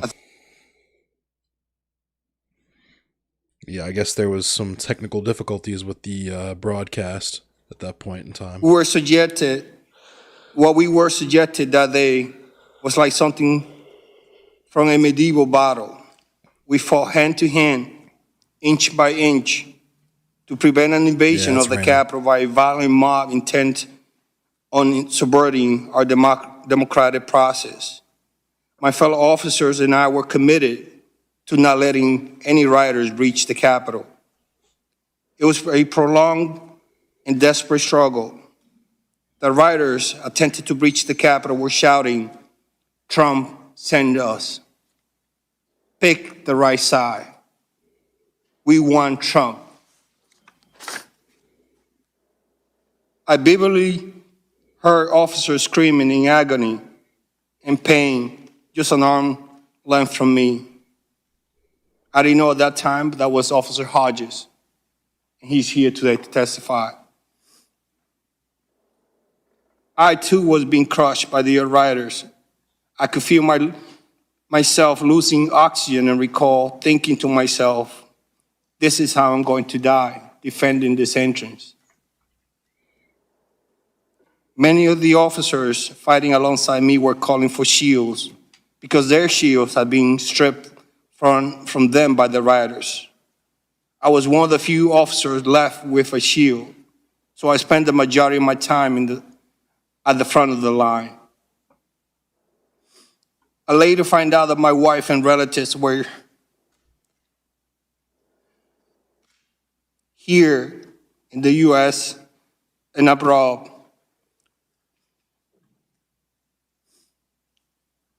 Were frantically calling and texting me from 2 p.m. onward because they were watching the turmoil on television. Damn. It was now until 4:26 p.m. after giving CPR to one of the rioters who breached the Capitol in an effort to save her life that I finally had a chance to let my own family know that I was alive.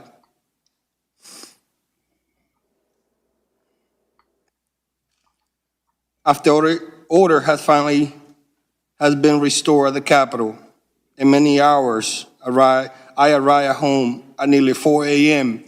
on January 7th. Damn.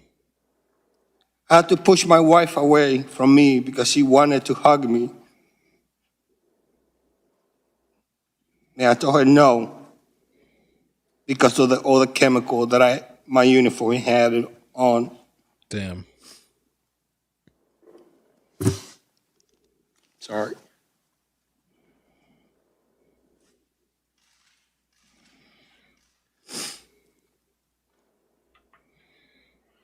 I couldn't sleep because the chemical reactivated after I took a shower. Damn, that sucks. And my skin was burning. That shit is no joke, I finally too. fell asleep 2 hours later, completely, physically, and mentally exhausted. Yet by 8 o'clock a.m., I was already back, on my way back to the Capitol. My man got like 2 hours of sleep. And I continued to work for 15 consecutive days until after the inauguration. I made sure to work despite my injuries because I wanted to continue doing my job and help secure the Capitol complex. More than 6 months later, I'm still trying to recover from my injuries. Many of my fellow Capitol officers, as well as MPD officers, suffer terrible physical injuries from the violence inflicted on us on January 6th. I sustained injuries on both my hands, my left shoulder, my left calf, and my right foot. I already had undergone bone fusion surgery on my right foot, and I was just told that I need surgery on my left shoulder. That's crazy. He got I've been on destroyed. medical and I'm straight leave for much of the past 6 months, and I expect to need further rehabilitation for possibly more than a year. There are some who express outrage when someone kneels while calling for social justice. Where are those same people expressing the outrage to condemn the violence attack on law enforcement, the Capitol, in our American democracy? I'm still waiting for them. As Americans in the world watch in horror what was happening at the Capitol, we did not receive timely reinforcement and support we needed. In contrast, during the Black Lives Matter protests last year, U.S. Capitol Police had all the support we needed and more. Why the different response? Were it not for the brave members of the MPD and later on from other law enforcement agencies, I'm afraid to think what could have happened on January 6th. I want to publicly thank all the law enforcement agencies that responded to assist that day for their courage and their support. I especially want to thank those Capitol Police officers who responded on their own from home after working midnight shift. Despite being outnumbered, we did our job. Every member of the House of Representatives, senators, and staff member made it home. Sadly, as a result of that day, we lost officers, some really good officers. But we held the line to protect our democratic process because the alternative would have been a disaster.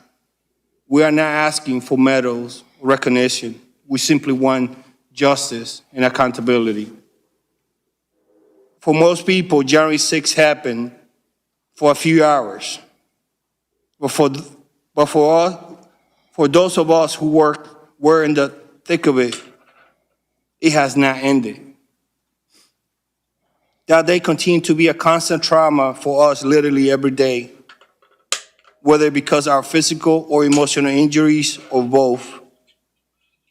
While it has not received much attention, sadly, many of my colleagues have quietly resigned from the Capitol because of that day. I'm also regularly called by law enforcement officials and prosecutors to help identify from photographs and videos the rioters. And to be honest, physical therapy is painful and hard. I could have lost my life that day, not once, but many times.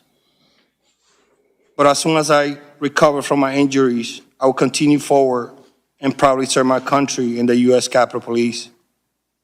As an immigrant to the United States, I'm especially proud to have defended the U.S. Constitution and our democracy on January 6th. I hope that everyone in the position of authority in our country has the courage and conviction to do their part by investigating what happened on that terrible day and why. This investigation is essential to our democracy, and I'm deeply grateful to you for undertaking it. I'm happy to assist as I can and answer any question you may have to the best of my ability. Thank you. Thank you very much for your riveting testimony, Sergeant Gunnell. I now recognize Officer Fanone to summarize his testimony. I think I've seen parts of this, so this should be interesting.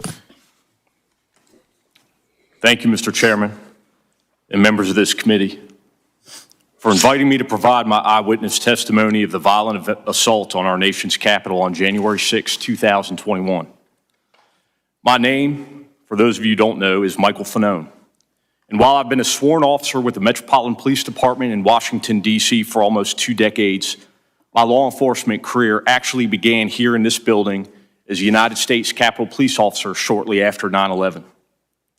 In part because of the 2001 attack on our country by terrorists, I felt called to serve.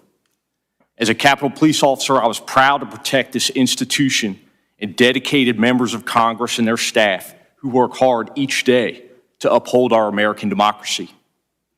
I remain proud of the work of the United States Capitol Police and MPD officers who literally commit their lives to protecting the safety of each of you and all of us in this room in our nation's capital.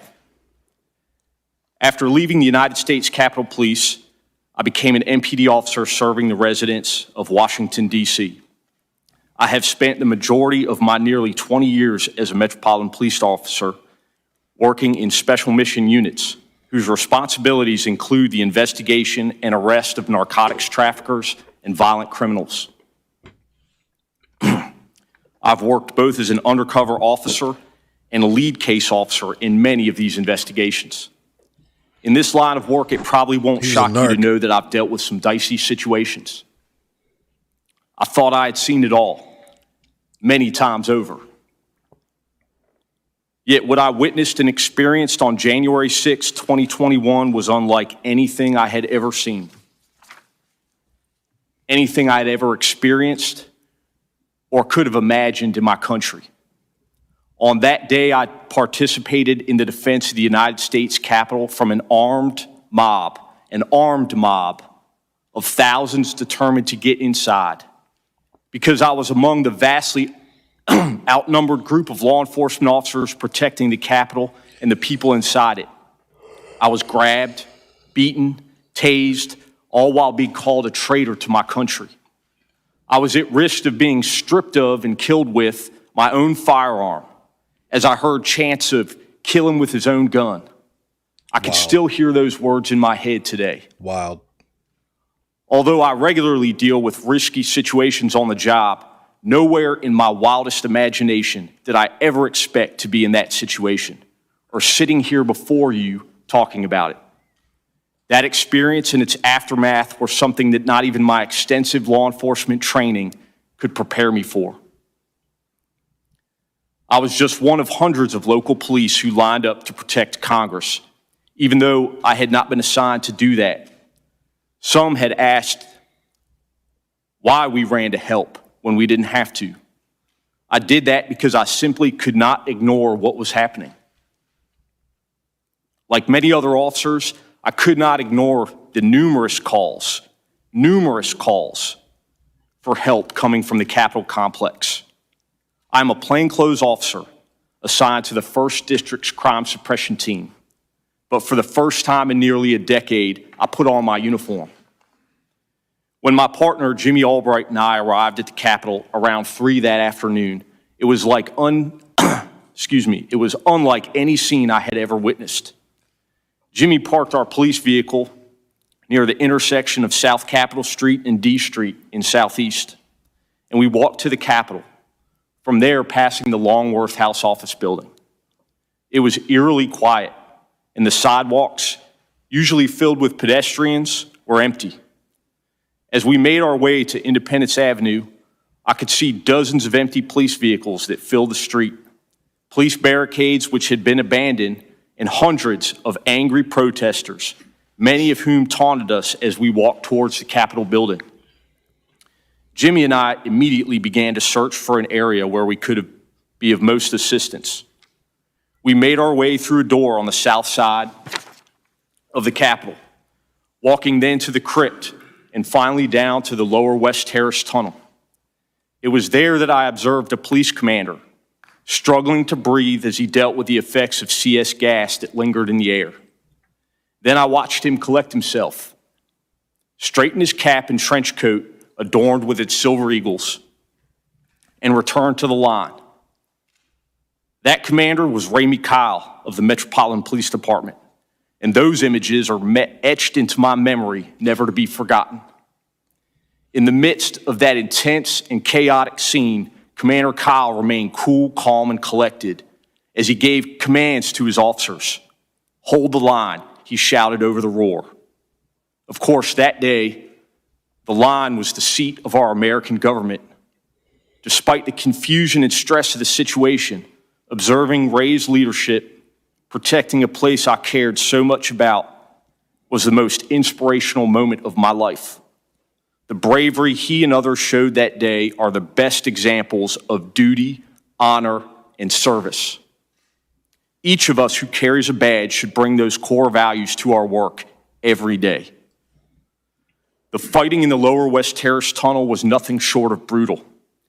Here I observed approximately 30 police officers standing shoulder to shoulder, maybe 4 or 5 abreast, using the weight of their bodies to hold back the onslaught of violent attackers.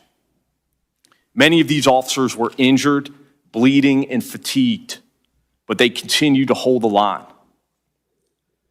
As I don't have to tell the members in this room, the tunnel is a narrow and long hallway. It is not the sort of space anyone would want to be pulled into hand-to-hand combat with an angry mob. Although the narrowness of the hallway provided what was probably the only chance of holding back the crowd from entering your personal offices, the House, and Senate chambers. In an attempt to assist injured officers, Jimmy and I asked them if they needed a break. There were no volunteers. Selflessly, those officers only identified other colleagues who may be in need of assistance. The fighting dragged on. I eventually joined the tactical line at the tunnel's entrance. I can remember looking around and being shocked by the sheer number of people fighting us. As my police body-worn camera shows, thousands upon thousands of people seemingly determined to get past us by any means necessary. Crazy. At some point during the fighting, I was dragged from the line of officers and into the crowd. I heard someone scream, "I got one!" As I was swarmed by a violent mob, they ripped off my badge. They grabbed and stripped me of my radio. They seized ammunition that was secured to my body. While he's holding a Blue Lives Matter or the blue line, the thin blue line and with flag. what felt like hard metal objects. At one point, I came face to face with an attacker who repeatedly lunged for me and attempted to remove my firearm. You're literally beating a I heard police chanting officer from with a some in thin the blue crowd, line flag. "Get his gun," and kill him with his own gun. I was aware enough to recognize I was at risk of being stripped of and killed with my own firearm. I was electrocuted again and again and again with a taser. I'm sure I was screaming, but I don't think I could even hear my own voice. My body camera captured the violence of the crowd directed toward me during those very frightening moments. It's an important part of the record for this committee's investigation and for the country's understanding of how I was assaulted and nearly killed as the mob attacked the Capitol that day. And I hope that everyone will be able to watch it. The portions of the video I've seen remain extremely painful for me to watch at times, but it is essential that everyone understands what really happened that tragic day. During those moments, I remember thinking there was a very good chance I would be torn apart or shot to death with my own weapon. I thought of my 4 daughters who might lose their dad. I remain grateful that no member of Congress had to go through the violent assault that I experienced that day. During the assault, I thought about using my firearm on my attackers, but I knew that if I did, I would be quickly overwhelmed. And that, in their minds, would provide them with the justification for killing me. So I instead decided to appeal to any humanity they might have. The fact that he had the presence of mind to I said as loud as I could manage, "I've got kids." Thankfully, some in the crowd stepped in and assisted me. Those few individuals protected me from a crowd and inched me toward the Capitol until my fellow officers could rescue me. I was carried back inside. What happened afterwards is much less vivid. I had been beaten unconscious and remained so for more than 4 minutes. I know that Jimmy helped to evacuate me from the building and drove me to MedStar Washington Hospital Center, despite suffering significant injuries himself. At the hospital, doctors told me that I had suffered a heart attack, and I was later diagnosed with a concussion, a traumatic brain injury, and post-traumatic stress disorder. As my physical injuries gradually subsided and the adrenaline that had stayed with me for weeks waned, I've been left with the psychological trauma and the emotional anxiety of having survived such a horrific event. And my children continue to deal with the trauma of nearly losing their dad that day. What makes the struggle harder and more painful is to know so many of my fellow citizens, including so many of the people I put my life at risk to defend, are downplaying or outright denying what happened. I feel like I went to hell and back to protect them and the people in this room. But too many are now telling me that hell doesn't exist, or that hell actually wasn't that bad. The indifference shown to my colleagues is disgraceful. Thank you, Deja My BT. law enforcement career prepared me to cope with some of the aspects of this experience. Being an officer, you know your life is at risk whenever you walk out the door, even if you don't expect otherwise law-abiding citizens to take up arms against you. But nothing, truly nothing, has prepared me to address those elected members of our government who continue to deny the events of that day, and in doing so, betray their oath of office. I would be mad too. Hell yeah, he's mad as Those shit. very members whose lives, offices, staff members I was fighting so desperately to defend.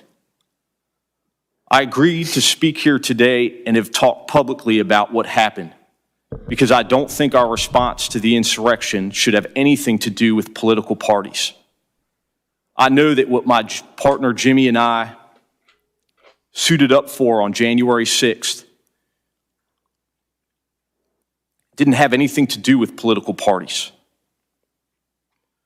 or about politics or what political party any of you public servants belong to. I've worked in this city for 2 decades, and I've never cared about those things, no matter who was in office. All I've ever cared about is protecting you and the public, so you can do your job in service to this country and for those whom you represent. I appreciate your time and attention. I look forward to the committee's investigation, and I am hopeful with your commitment, we as a country will confront the truth of what happened on January 6th and do what is necessary to make sure this institution of our democracy never falls into the hands of a violent and angry mob. We must also recognize the officers who responded that day, many unsolicited, and their countless acts of bravery and selflessness.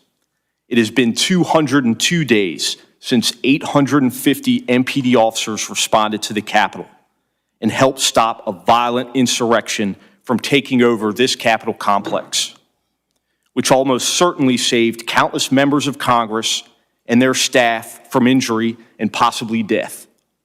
The time to fully recognize these officers is now. Thank you again for the opportunity to provide my testimony here today. Thank you very much for your testimony, and I don't think there's any question you have our commitment that we will do just that as a committee. Thank you. I now recognize Officer Hodges to summarize his testimony. This is going to be crazy. This man got crushed. Good morning to the committee, members of the press, and to the country. To the members of the committee, I'd like to thank you for your invitation today to provide my account of my knowledge and experiences from January 6th, 2021. As the chairman mentioned, I'm a member of Civil Disturbance Unit 42 and is working in that capacity on the day in question. We started that day at 7:30 a.m., and our assignment at the time was to maintain high visibility along Constitution Avenue, namely the blocks leading up to President's Park, where then President Donald Trump was holding his gathering. My particular station was in front of 1111 Constitution Avenue, where I stood on foot as the crowd poured down the street and into the park. There were a significant number of men dressed in tactical gear attending the gathering, wearing ballistic vests, helmets, goggles, military face masks, backpacks, and without identifiable visible law enforcement or military patches. They appeared to be prepared for much more than listening to politicians speak in a park. 2 of my colleagues were approached by a group of 3 to 4 of such men. They were white men in good shape with load-bearing vests equipped with molly pouches. They were wearing BDUs or battle dress uniform pants, tactical boots, black sunglasses, and short haircuts. They had radios, and one was equipped with an earpiece. After a bit of small talk, one of them asked my colleague something to the effect of, "Is this all the manpower you have? Do you really think you're going to be able to stop all these people?" Wild. Dumbfounded, my colleague simply expressed they didn't understand what the speaker meant, and the group continued on. As the day went on and speakers in the park said their piece, I monitored the crowd on the radio. Over the radio, I heard our gun recovery unit working constantly, monitoring those in the crowd suspected of carrying firearms, making arrests and seizures when possible. Multiple gun arrests were made from January 5th through the 7th against those attending and likely had attended or planned to attend Donald Trump's gathering.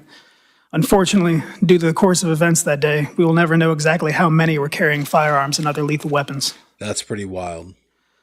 I don't know what time it was, but eventually the flow of the foot traffic reversed, with people leaving President's Park and traveling eastbound down Constitution Avenue towards the United States Capitol.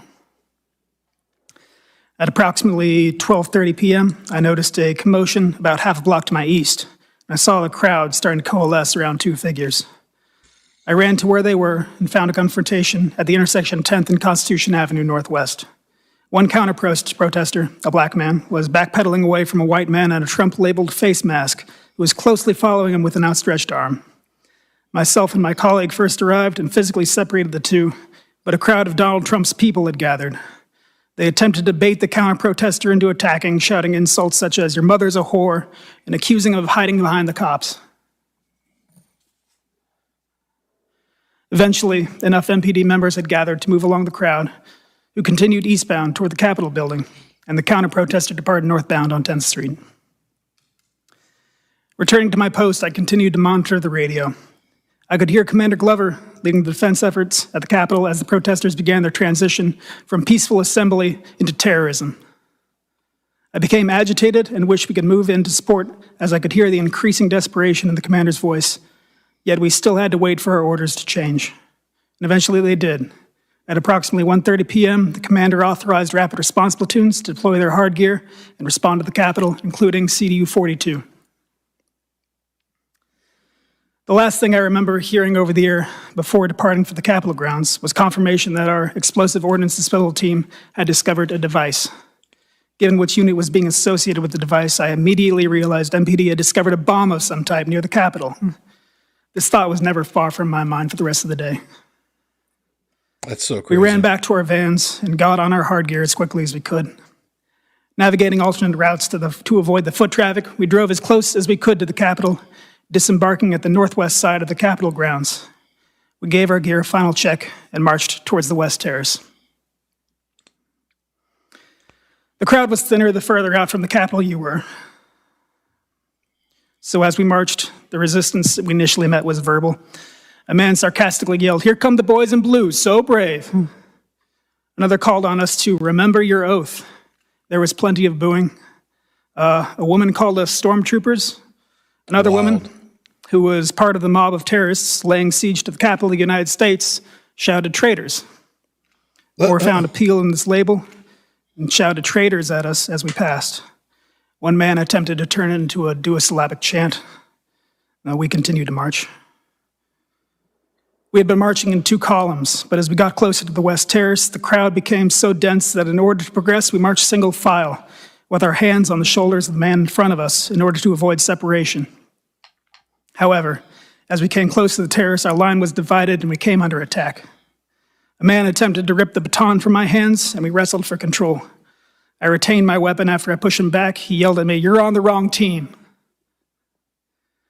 Cut off from our leadership, which was at the front of our formation, we huddled up and assessed the threats surrounding us.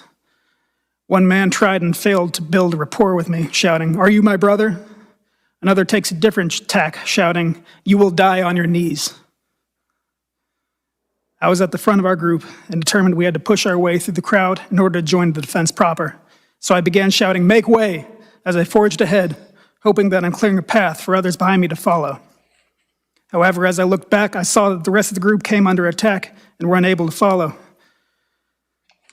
The crowd attempted to physically bar the rest of the platoon from following. I backtracked and started pulling the terrorists off my team from their backpacks and their collars. Around this time, one of the terrorists who had scaled the scaffolding that adorned the Capitol at the time threw something heavy down at me and struck me in the head, disorienting me. I suspect this resulted in the likely concussion I dealt with in the weeks after. Damn. Another man attempted to disarm me of my baton. And again, we wrestled for control. He kicked me in my chest as we went to the ground. I was able to retain my baton again, but I ended up on my hands and knees and blind. The medical mask I was wearing at the time to protect myself from the coronavirus was pulled up over my eyes so I couldn't see. I braced myself against the impact of their blows and feared the worst. Thankfully, my platoon had repelled their own attackers and got me back on my feet. The crowd started chanting USA at us, and we struck out again for the West Terrace. I led the charge through the midst of crowd control munitions, explosions, and smoke engulfing the area. Terrorists were breaking apart the metal fencing and bike racks into individual pieces, presumably to use as weapons.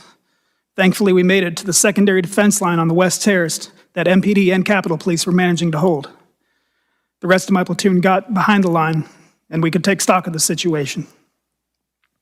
I realized that back during the previous assault, someone had stolen my radio. From that point on, I was in the dark as to our current status, when reinforcements would arrive. Terrorists were scaling the scaffolding on both our sides, the tower that was in front of us, and attempting to breach the waist-high metal fencing that was the only barrier we had aside from ourselves. The sea of people was punctuated throughout by flags, mostly variations of American flags and Trump flags. There was Gadsden flags. It was clear the terrorists perceived themselves to be Christians. I saw the Christian flag directly to my front. Another read, "Jesus is my savior, Trump is my president." Another, "Jesus is king." One flag read, "Don't give up the ship." Another had crossed rifles beneath the skull, emblazoned with the pattern of the American flag. To my perpetual confusion, I saw the thin blue line flag, a symbol of support for law enforcement, more than once, being carried by the terrorists as they ignored our commands and continued to assault us. That's funny. The acrid sting of CS gas or tear gas and OC spray, which is mace, hung in the air as the terrorists threw our own CS gas canisters back at us and sprayed us with their own OC. Either they bought themselves or stole from us. Later, I learned at least one of them was spraying us in the face with wasp spray. Sheesh. The terrorists alternated between attempting to break our defenses and shouting at or attempting to convert us. Men alleging to be veterans told us how they had fought for this country and were fighting for it again. One man tried to start a chant of 4 more years. Another shouted, "Do not attack us, we're not Black Lives Matter," as if political affiliation is how we determine when to use force. I mean, it is, but... A man in a QAnon hoodie exclaims, "This is the time to choose which side of history to be on." A man whose shirt read, "God, guns, and Trump" stood behind him, silently holding a Trump flag. Wild. A new man came to the front and fixated on me, continually berating me, telling me to take off my gear and give it to him, to show solidarity with we the people, or we're going to run over you. His voice cracked with the strain and the volume of his threats. He continued, "Do you think your little pea shooter guns are going to stop this crowd? No, we're going in that building." Eventually, there was a surge in the crowd. The fence buckled and broke apart, and we were unable to hold the line. A chaotic melee ensued. Terrorists pushed through the line and engaged us in hand-to-hand combat. Several attempted to knock me over and steal my baton. One latched onto my face and got his thumb in my right eye, attempting to gouge it out. I cried out in pain and managed to shake him off. That's wild. Managed to shake him off before any permanent damage was done. I couldn't fully engage anyone, for the moment I do is when another 20 terrorists move in to attack while my hands are full. It was all we could do to keep ourselves on our feet and continue to fall back. I'm sprayed with a fire extinguisher, and a red smoke grenade burns at our feet. Wild. In the fight, a terrorist is knocked to the ground, and his jacket rides up, exposing a large hunting knife on his belt. Damn. I, along with several other officers, piled on him, while another removed the knife from his person. He regained himself unharmed and shouts indignantly, "What are you doing? What are you guys doing?" At this point, the terrorists had claimed most of the western terrace, cornering myself and other officers on the southern edge.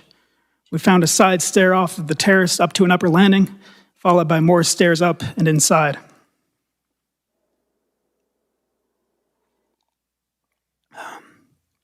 Inside the Capitol building, officers walked through the halls briefly until they found a place to sit, decontaminate their faces of OC and CS, and take a quick breather. I followed suit. Someone had managed to find a package of water bottles and was passing them out.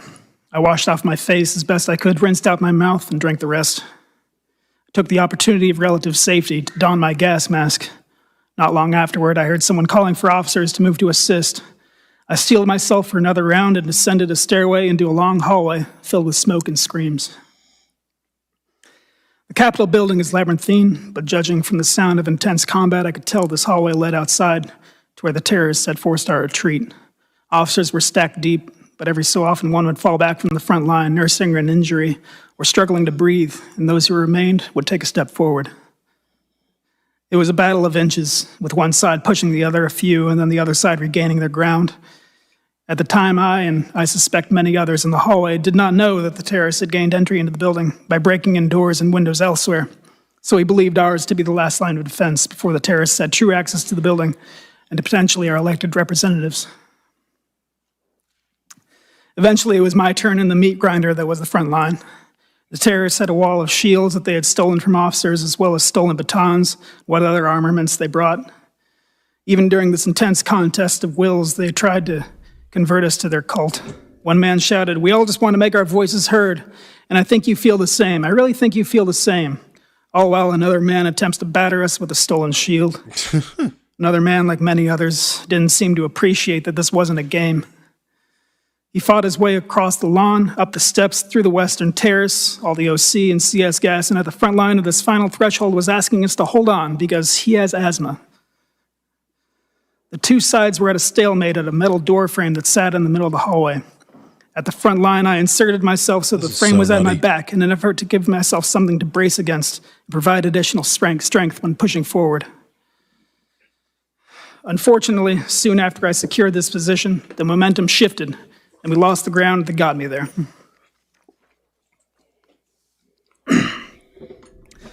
On my left was a man with a clear riot shield stolen during the assault. He slammed it against me and, with all the weight of the bodies pushing behind him, trapped me. My arms were pinned and effectively useless, trapped against either the shield on my left or the door frame on my right. With my posture granting me no functional strength or freedom of movement, I was effectively defenseless and gradually sustaining injury from the increasing pressure of the mob. Directly in front of me, a man seized the opportunity of my vulnerability, grabbed the front of my gas mask, and used it to beat my head against the door. He switched to pulling it off my head, the strap stretching against my skull and straining my neck. He never uttered any words I recognized, but opted instead for guttural screams. I remember him foaming at the mouth. He also put his cell phone in his mouth so that he had both hands free to assault me. Wild. Eventually, he succeeded in stripping away my gas mask, and a new rush of exposure to CS and OC spray hit me. The mob of terrorists were coordinating their efforts now, shouting, "Heave! Ho!" as they synchronized, pushing their weight forward, crushing me further against the metal door frame. The man in front of me grabbed my baton that I still held in my hands, and in my current state, I was unable to retain my weapon. He bashed me in the head and face with it, rupturing my lip and adding additional injury to my skull. At this point, I knew I couldn't sustain much more damage and remain upright. At best, I would collapse and be a liability to my colleagues. At worst, be dragged out into the crowd and lynched. Unable to move or otherwise signal the officers behind me that I needed to fall back, I did the only thing that I could do and screamed for help. I don't have an issue with the word lynch being used here because a lot of white people actually were lynched, believe it or not. Thankfully, my voice was heard over the cacophony of yells and the blaring alarm. The officer closest to me was able to extricate me from my position, and another helped me fall back to the building again. I had found some more water and decontaminated my face as best I could. I don't know how long I waited in the halls for, but soon after I got back on my feet and went to where the fight was again. Until reinforcements arrived, every able body made a difference. Without my gas mask, I was afraid I'd be a liability in the hallway, so I took the exit outside of the upper landing above the west terrace. I found a police line being held and the terrorists encircling us, much like on the west terrace lower. It was getting later in the day, however, and it appeared we weren't the only ones getting tired. It seemed most of the mob was content to yell rather than try and break our line again. After some time of guarding the upper landing, I saw reinforcements arrive from the south. I'm not sure which law enforcement agency it was, but I turned to them and I started clapping, as it was a sign that badly needed help was starting to finally arrive. Soon after that, I started feeling the effects of the day taking their toll and went back inside to rest. Gradually, all the members of CDU 42 gathered in the room known as the Capitol Crypt. We checked on each other and convalesced, glad to see each other in one piece. Despite our exhaustion, we would have ran out into the fight again should the need have arisen. Thankfully, as the day wore on, more and more resources had arrived at the Capitol to drive off the terrorists. We stayed in the crypt until quite late. And even after we were allowed to leave the grounds, we didn't get to go home. Those who needed immediate medical attention took a van to the local hospital, while the rest of us parked near the city center until the city was deemed secure enough for us to check off. I believe we finally got that message around 1 a.m. the following morning. We drove back to the 4th District and from there went home. Thank you for letting me testify. Thank you very much for your testimony. I now recognize Officer Dunn to summarize his testimony. This man is going to come with some heat.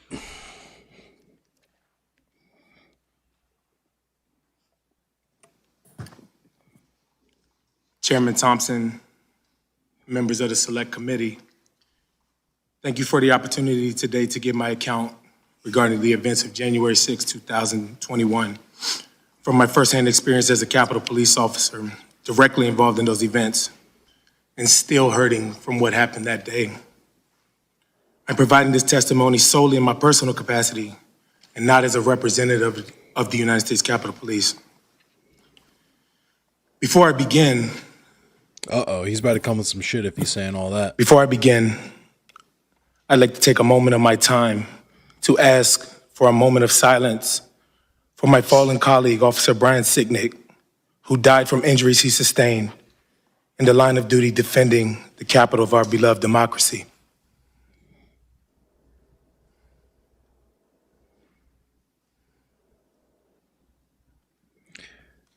Rest in Thank peace. you. That's crazy. I reported for duty at the Capitol as usual early on the morning of January 6. We understood that the vote to certify President Biden's election would be taking place that day, and protests might occur outside the Capitol.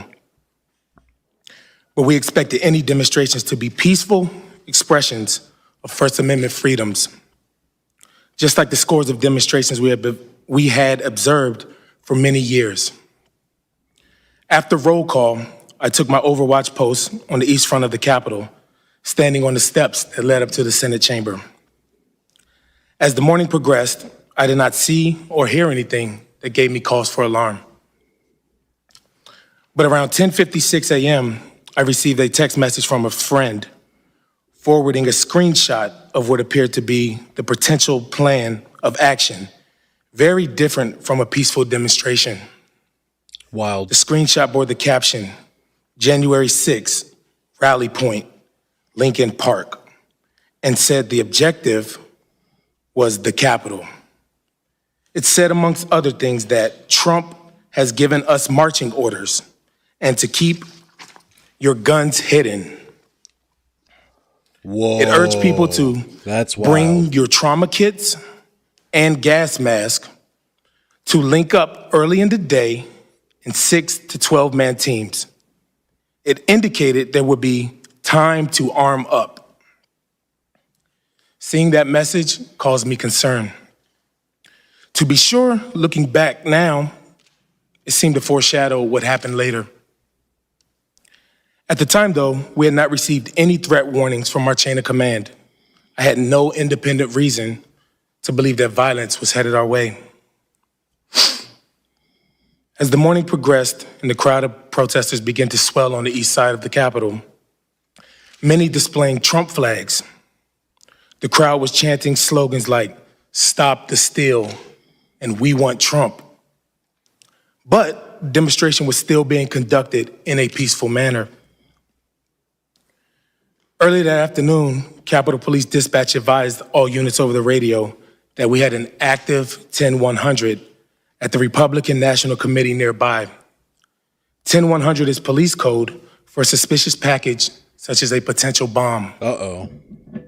That radio dispatch got my attention, and I started to get more nervous and worried, especially because the crowds on the east front of the Capitol were continuing to grow.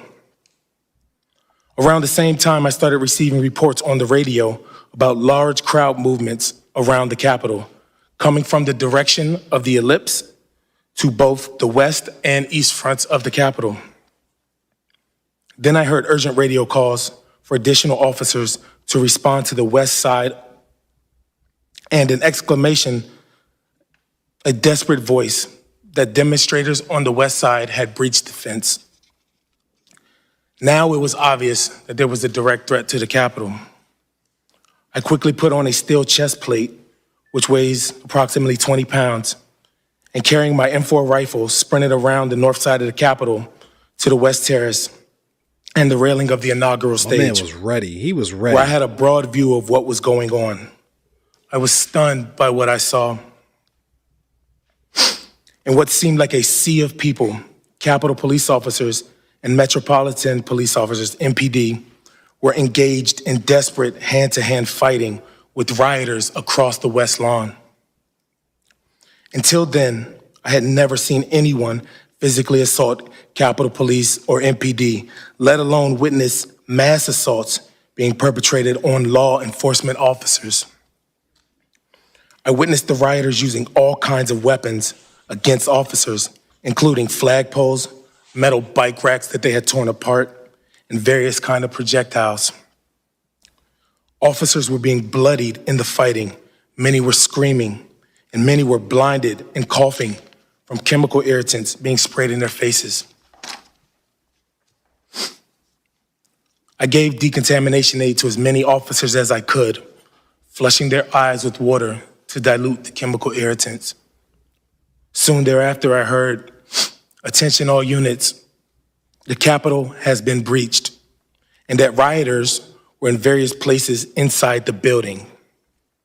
At that point, I rushed into the Capitol with another officer, going first to the basement on the Senate side, where I'd heard an MPD officer needed a defibrillator. After returning outside to the West Terrace to assist officers, I went back into the Capitol and up the stairs towards the crypt. There I saw rioters who had invaded the Capitol carrying a Confederate flag, a red MAGA flag, and a "Don't Tread on Me" flag.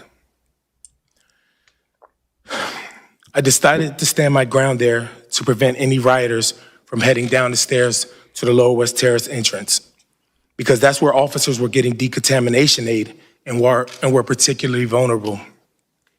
At the top of the stairs, I confronted a group of insurrectionists, warning them do not go down those steps. One of them shouted, "Keep moving, patriots." Another displayed what looked like a law enforcement badge and told me, "We're doing this for you." One of the invaders approached me like he was going to try to get past me and head down the stairs. I hit him, knocking him down. After getting relieved by other officers in the crypt, I took off running upstairs towards the speaker's lobby and helped a plainclothes officer who was getting hassled by insurrectionists. Some of them were dressed like members of a militia group, wearing tactical vests, cargo pants, and body armor. That's gross. I was physically exhausted, and it was hard to breathe and to see because of all the chemical spray in the air.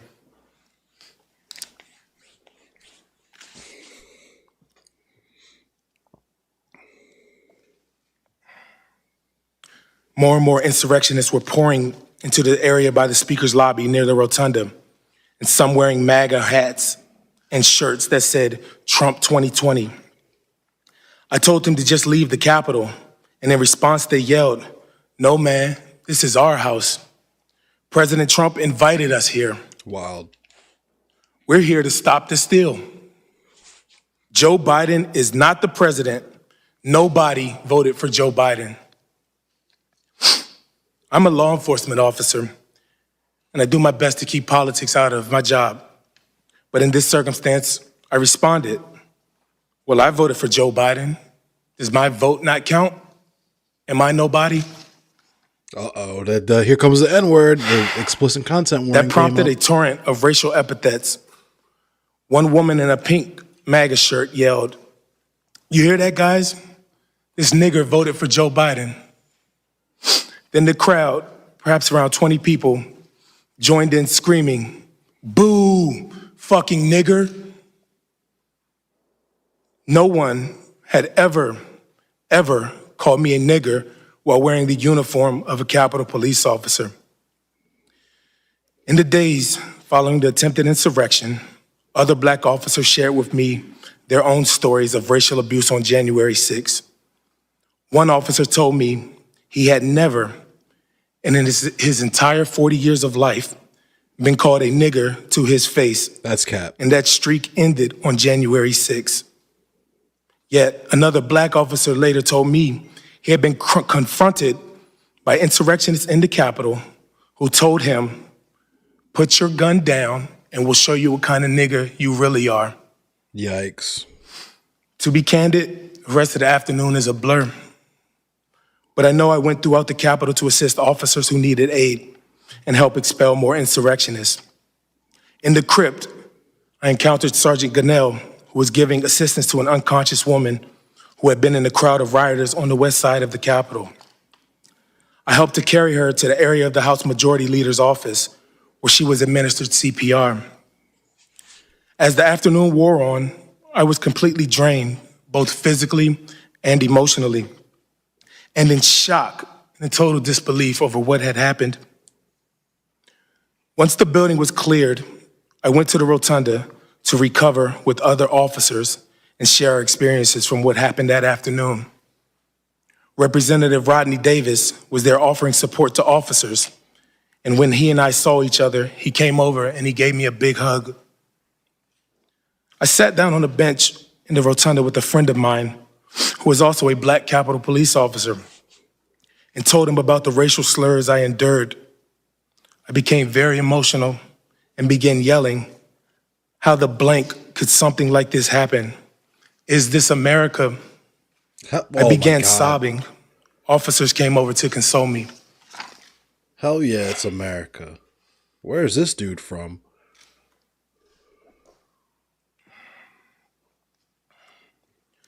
Later on January 6th, after order and security had been restored in the Capitol through the hard work and sacrifices of law enforcement, members took the floor of the House to speak out about what had happened that day. Among them was House Minority Leader Kevin McCarthy, who, along with my fellow officers, I had protected that day and will protect today and tomorrow. I had protected that day and will protect today and tomorrow.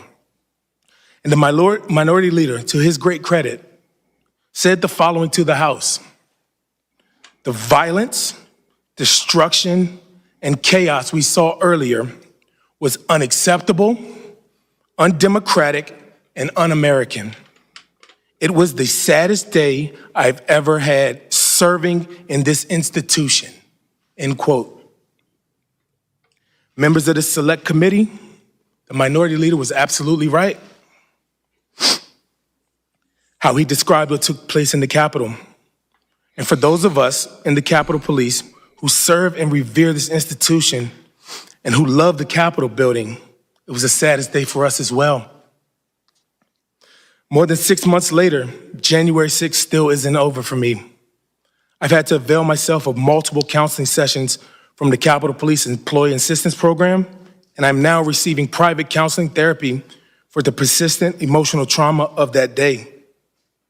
Damn. I've also participated in many peer support programs with fellow law enforcement officers from around the United States. He is really hurt. I know so many other officers continue to hurt, both physically and emotionally. I want to take this moment to speak to my fellow officers about the emotions they're continuing to experience from the events of January 6th.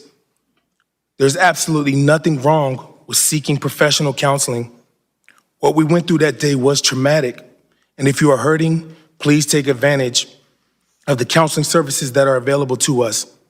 I also respectfully ask that this select committee review the available resources, the services available to us, and consider whether they are sufficient enough to meet our needs, especially with respect to the amount of leave that we are allowed.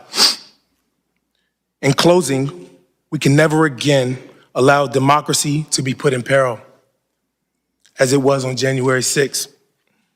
I thank the members of the Select Committee for your commitment to determine what led to disaster at the Capitol on January 6th, what actually took place that day, and what steps should be taken to prevent such an attack on our democracy from ever happening again. I also want to thank and acknowledge my brothers and sisters in blue who fought alongside me on January 6th to protect our democracy. Each of you is a hero, and it is my honor to serve with you each and every day. I'd like to thank the American people for all of the support that they have provided these past several months to me and my fellow officers. Lastly, to the rioters, the insurrectionists, and the terrorists of that day, democracy went on that night and still continues to exist today. Democracy is bigger than any one person and any one party. You all tried to disrupt democracy that day, and you all failed. Thank you again for the opportunity to testify, and I would be happy to answer any questions that you may have. Thank you very much. I thank all the witnesses for their testimony. The rules we established allowed you the opportunity to tell your story. There's no question about it. You've done it in your own words. We appreciate it. And so what we will do now is begin our questioning of you. Wow. I now recognize myself for questions. At the time of the attack on the Capitol, I was in the gallery observing the proceedings on the House floor. While members of Congress were being protected by the police, you, the patriots protecting the Capitol and our very democracy, were being attacked by the mob outside. I want to learn more about what you did and what you witnessed.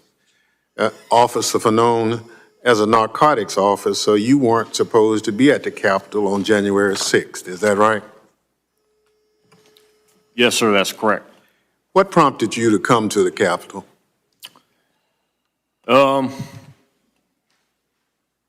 That's all good here, man. I mean, I was listening to the radio transmissions, specifically those coming from now Commander Robert Glover, who was the on-scene commander.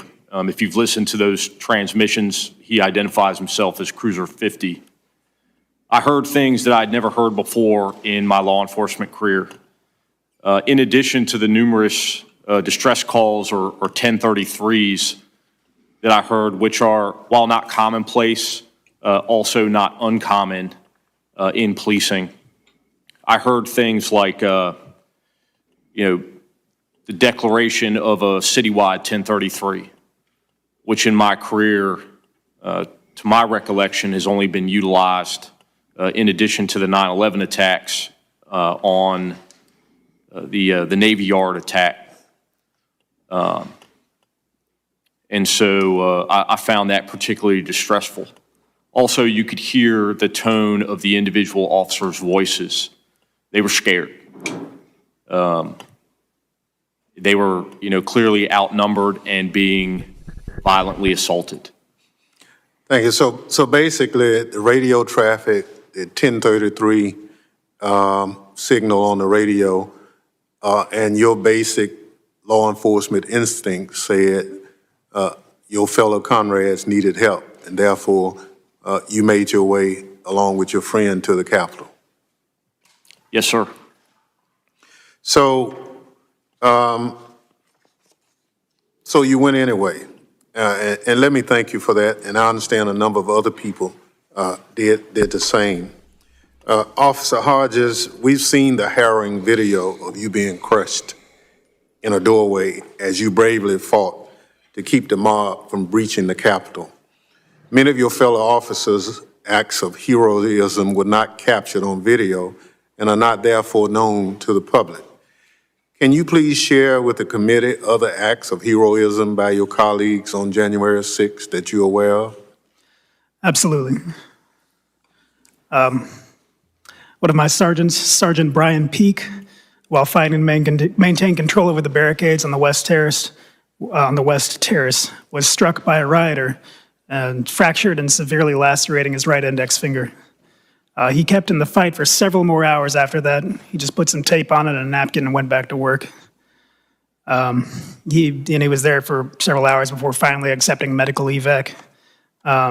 he ended up having to have the tip of his finger removed.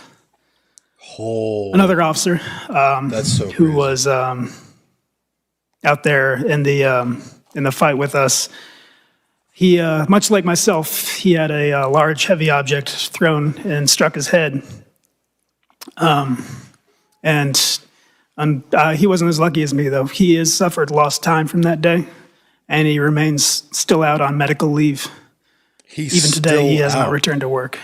But at the time, he was still fighting.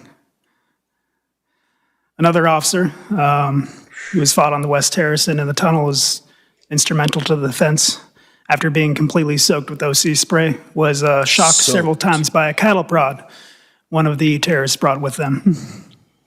That's nuts. When I went over my testimony, my opening statement before, I mentioned that we were attacked outside the secondary defense line on the West Terrace. And after we rallied there, we continued onward. I know that another officer found a Capitol Police officer who was being dragged out into the crowd. And he was unable to signal to us what was going on. So he charged in there by himself and got that officer back out of there. And in the process, hyperextended his knee and took several other injuries. Hyperextended his knee. The Washington Post and Carnegie Mellon University have estimated there were about 9,400 terrorists out there, and I would say we had about 150, 175 officers.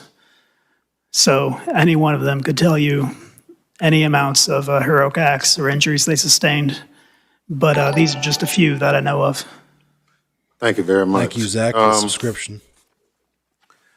Officer Ganell, you talked about your tour in Iraq and what have you, and thank you for your service. Can you give the committee a sense of comparing those tours and experiences with what you experienced on January 6th? Sure. Back when I was in Iraq and sometime on convoy mission to provide mutual support or taking care packages, whatnot, to my other units and detachment, whatnot. We went through roadside bomb infested IED, whatnot, convoys, whatnot, and my fear were minimal around that time.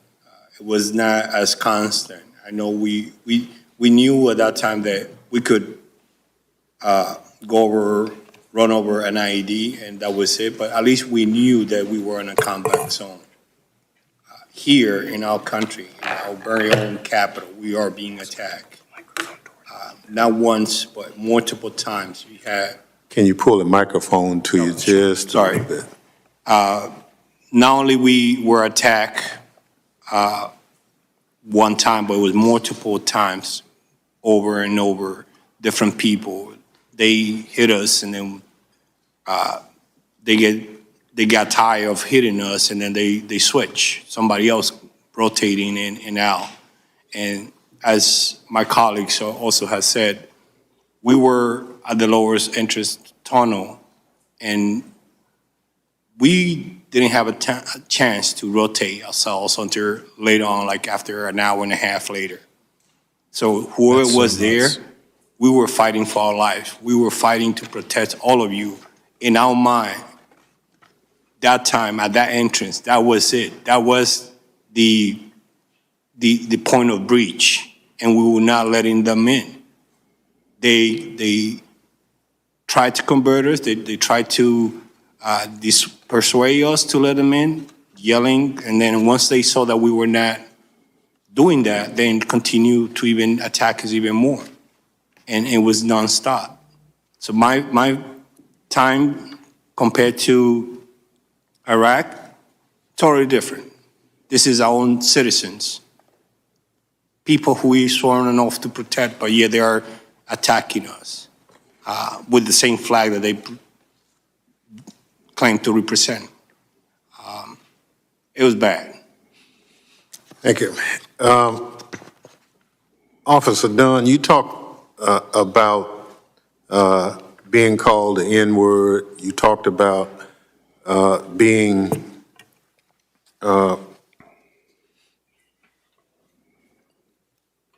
talked about like you've never heard before.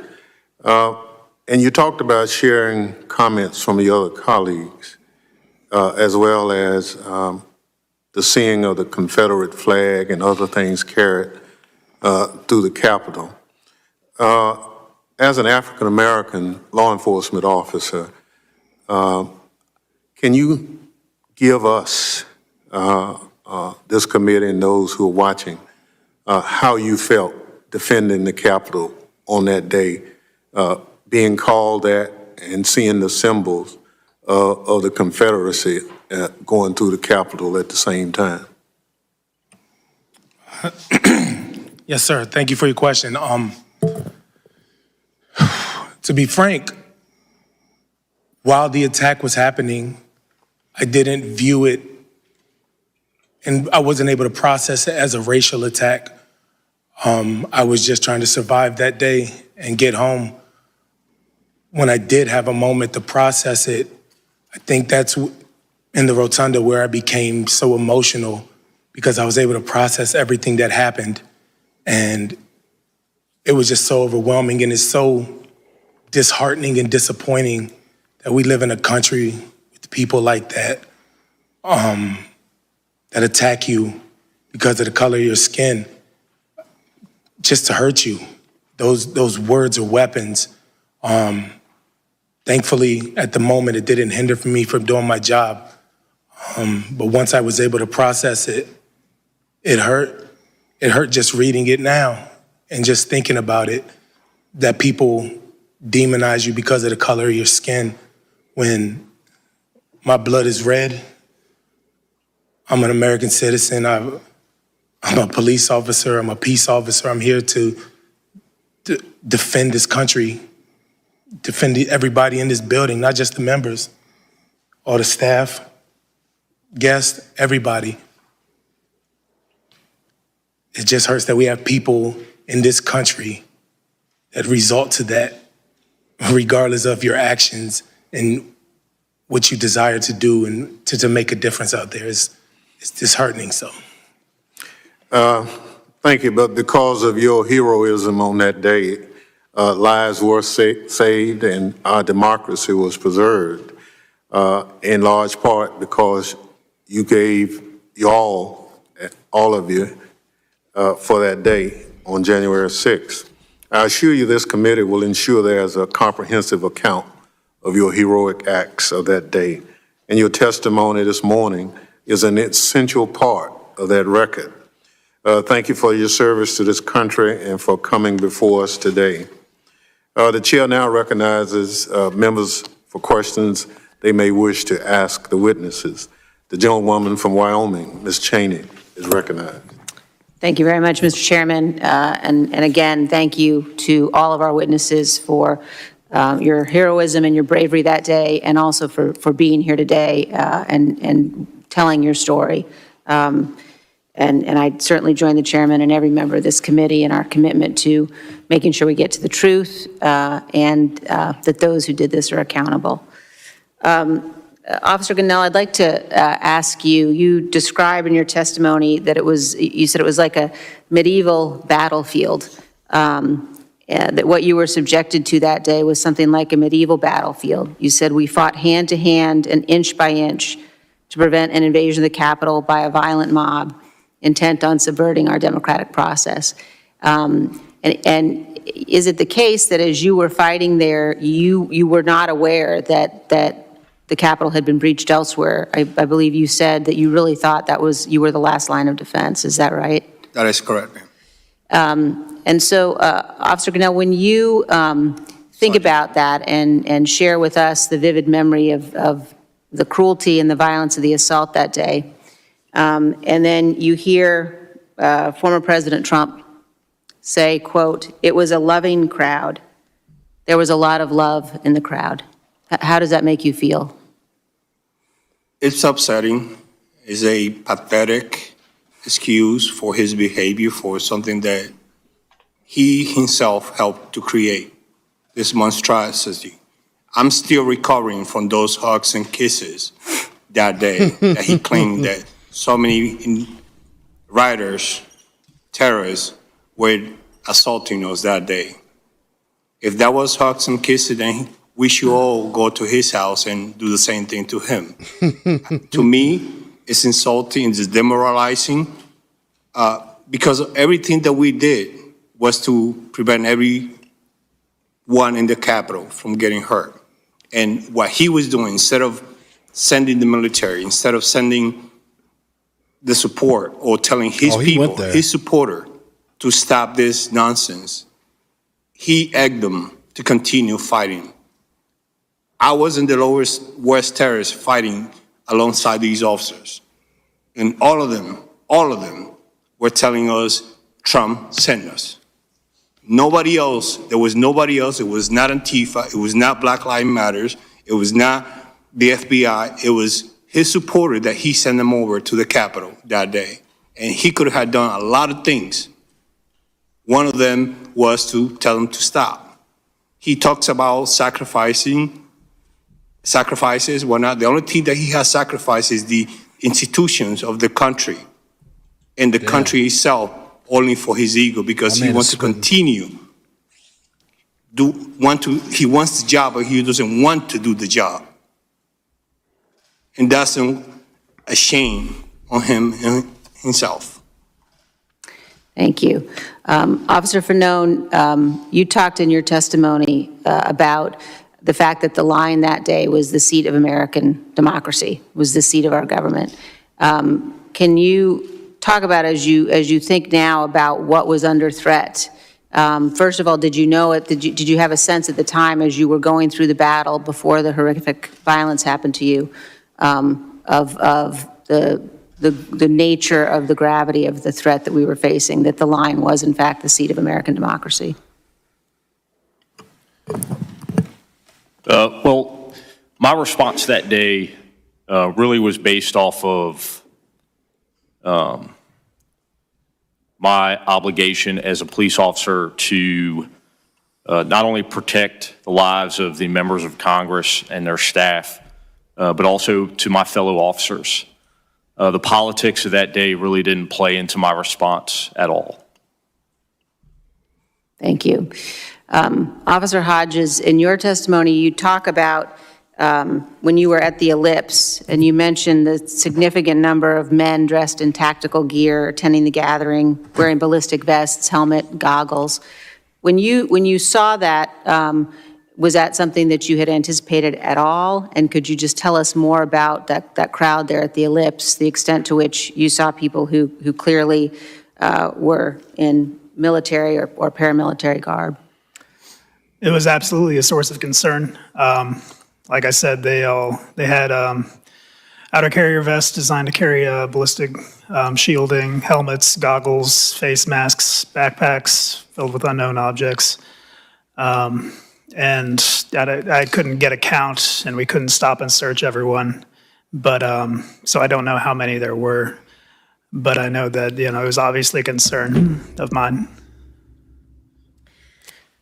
Thank you very much. And then finally, Officer Dunn, you mentioned the text message that you received, and you expressed some surprise. You mentioned that you had not seen any intelligence that would have led you to believe that we should expect that kind of violence.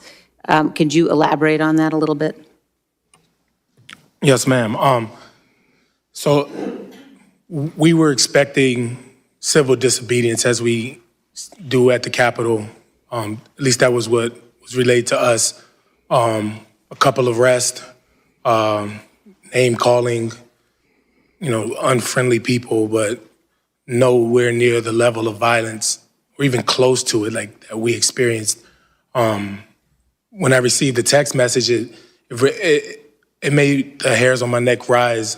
But since our chain of command had not told us to prepare for any of these levels of violence, I was just like, okay, whatever. Like, I've been here, I start year 14 in November, and dealt with hundreds of protests where people get arrested, and peaceful First Amendment protest. Everybody has the right to protest. That's okay. Do what you do, and we'll arrest you if you break the law, and we'll go home later that night. It was a lot different than that, but I was not alerted to the level of violence. Like the text message I got foreshadowed that, looking back, but no, I was not. We were not prepared for what we faced that day. Thank you. And Mr. Chairman, without objection, I'd like to ask unanimous consent if we could enter that complete text message into the record. Without objection. Thank So you. ordered. And again, I would just like to express my deep gratitude for what you all did to save us. It won't be forgotten, and we will get to the bottom of this. Thank you very much. With that, I yield back. Gentlelady yields back. Chair recognizes gentlewoman from California, Ms. Lofgren. Thank you, Mr. Chairman. And thanks to each one of you and your colleagues for what you did. I was on the floor of the House helping to defend the voters of Arizona to a challenge to their electors while you were out trying to keep a violent mob from invading the Capitol. So I really do want to thank you for your tremendous courage and stamina and heroism, not just for myself. I chair the House Administration Committee, and I know how many others work in this Capitol, not only the staff to the members of Congress, but the food service workers who were present and clerical staff. You saved them as well, and so they also owe you a debt of gratitude. I do realize that ultimately the rioters breached the Capitol, but the time that you kept them out really made a tremendous difference. You saved the day, you saved the Constitution, and it made a tremendous difference for our country. And Officer Dunn, I did hear you about the need for additional help, and I want to pledge to you that we will work with the Capitol Police to make sure that the resources, the mental health unit has the resources that officers need. I'll make that pledge to you right now.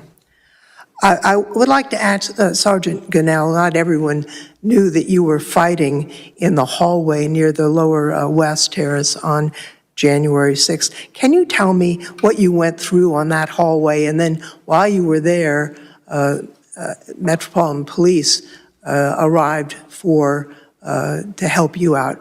What difference did that make? Sure, ma'am. Before I start, by no means am I suggesting that we will go to his house. I apologize for my outburst. You'll apologize for that one. After we retreated to the lower West Terrace entrance, it was rough. It was terrible. Everything that was happening to us, it was simultaneously. And we didn't have a lot of support. We had probably like 50 officers at most when we went back in. And once we were there, we started saying to ourselves, this is it, this is the entrance where they're gonna try to breach. We're gonna hold the line. We're gonna do everything possible without even coordinating among ourselves. The few officers who were still carrying shields, we automatically assumed position in the front. Some of those shields were taken, ripped apart from the officer's hand. Some of the officers also got concussed because they were hit with the same shields they were holding, because that was so violently taken from them that they were concussed. We did multiple struggles in terms of fighting.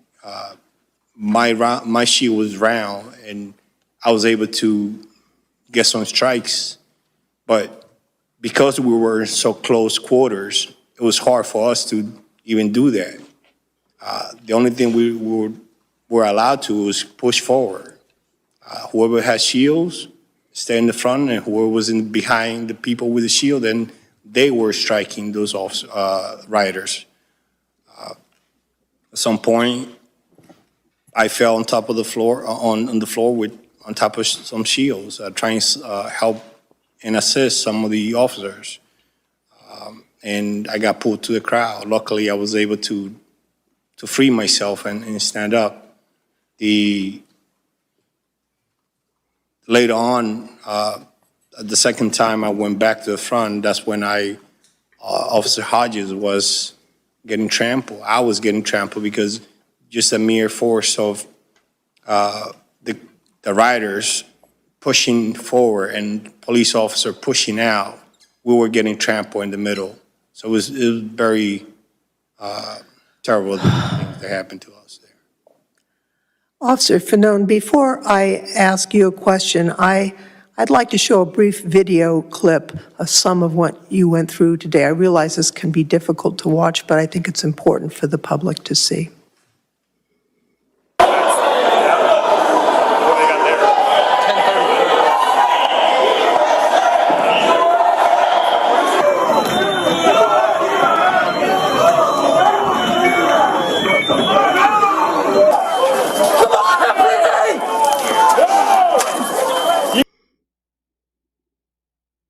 Uh-oh.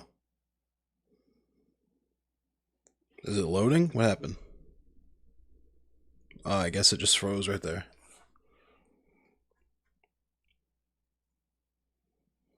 When does it unfreeze?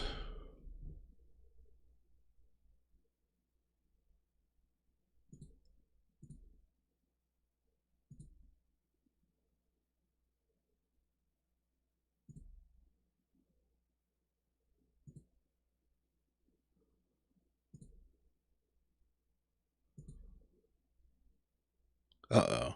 I guess it's stuck?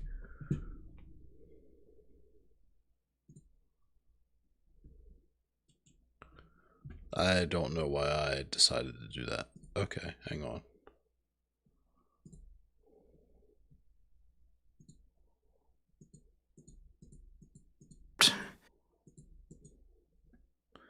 Okay, let me see if I can find...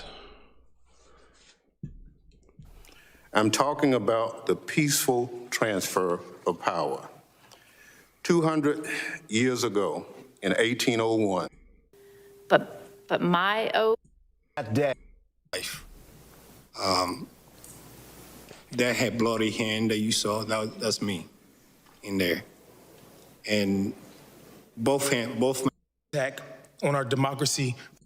In policing, I heard things like... Democracy went on that night and still continues to exist today. Democracy is bigger than any one person and any one party. Men, they just sorry, sending the military instead of sending Of the nature of the gravity of the threat that we were facing, that the line was in fact the seat of American democracy. Former President of that record. I think that's my time compared to Iraq, totally different. This is our own citizens. People. Hold on, I guess,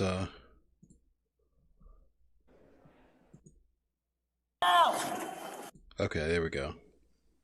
After we retreated to the lower West Terrace entrance, to free myself and. Today, I realize this can be difficult to There we watch, go. Okay. but I think it's important for the public to see.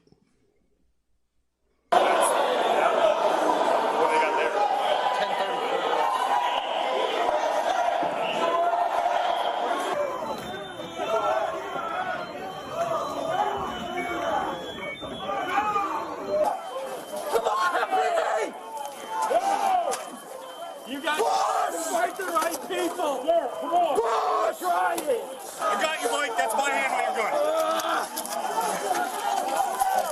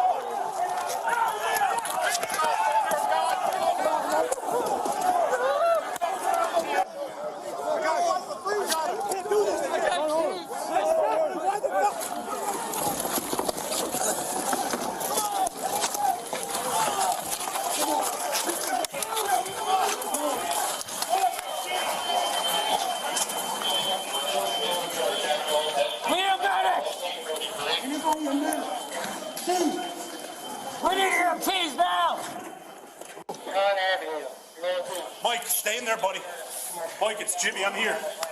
Mike.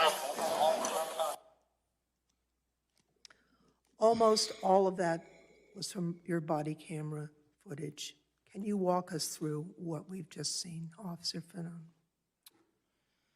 Well, I believe the first portion of that video began, was my body-worn camera footage from the crypt area of the Capitol Rotunda. It was there that I first heard the 1033 or distress call come out from the Lower West Terrace tunnel, which I didn't realize at the time was only a few hundred yards away from where I was at. I told my partner, Jimmy Albright, who was there with me, that there was a 1033 coming out from the Lower West Terrace. We tried to get our bearings and figure out which way that might be. We asked a group of Capitol Police officers, and they directed us down a set of stairs. From there, Jimmy and I walked down to the Lower West Terrace tunnel. The first thing I remember was seeing a buddy of mine, Sergeant Bill Bogner, who's a administrative sergeant. He used to work in my district. Now he works over at the academy. And he was unable to see. He had been sprayed in the face with bear mace. And I went up to him and told him, hey, it's Fanon. I remember he stretched out his hand to shake mine. And that's when he told me that the guys that were just beyond that set of double doors had been fighting there for, I believe he said about 30 minutes. I don't think he realized what time it was because they'd been fighting since around 1 p.m. It was 3 o'clock. So those guys have been there fighting for 2 hours, unrelieved. I remember looking up through the set of double doors. There's glass panes, and you could see the CS gas, like white powder, still lingering in the air. It was at that point that I realized I probably should have brought my gas mask. So I went through the double doors, and I saw Ramey Kyle, who's at the time a commander with our Criminal Investigations Division, overseeing all the detectives units. Like many other officers, sergeants, lieutenants, captains that day, he self-deployed and found himself commanding a group of about 30 or 40 officers there in the Lower West Terrace tunnel. Commander Kyle was having a difficult time breathing. I remember I followed him back out through the set of double doors into that initial hallway as he kind of cleared himself, straightened himself up. I described it before. I thought he looked like George Patton. I remember he put his hat back on and walked right back out through the doorway into the tunnel, and I followed him. It was at that point, I think, when I started approaching that group of officers there, defending the doorway, that I realized the gravity of the situation. My initial thought was these guys look like they look beat to hell. And, maybe I could try to get in there and get some guys some help. So I told Jimmy that, we needed to get in there and try to offer assistance. And that's what we did initially.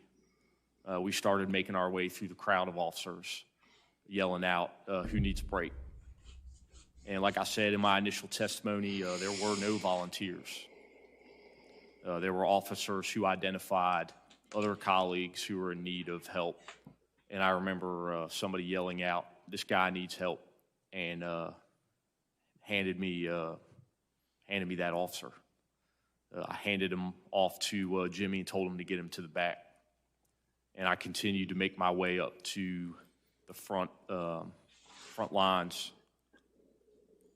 Once I got up there, it was the first time I really came face to face with these terrorists. They were dressed in, clothing adorned with political slogans, "Make America Great Again," Donald Trump 2020, things of that nature. They were wearing military-style clothing, Kevlar vests, Kevlar helmets. Many of them had gas masks, and quite a few had shields, which they had taken away from law enforcement officers. And they were using them to beat us at the front line. The first thing I told them was, hey man, we got to get these doors closed. We got injured officers in here. And that really seemed to piss those guys off. They became incredibly violent, and that's when that surge that you watched in some of the video began. And you had a large group at the mouth of that tunnel entrance trying to push their way through the officers who were fighting to defend it. I believe had they done so, or had they accomplished that, they would have trampled us to death. Most certainly, you would have had police officers killed. I fought there at the front for some time. I was yelling out, trying to inspire some of the other officers that were up there that were tired, telling them to dig in and push. And we started to make some progress. We pushed those guys out of the tunnel, out through the initial threshold. And I remember thinking to myself, man, it's good to get some fresh air. It was at that point that I was pulled off the line. That initial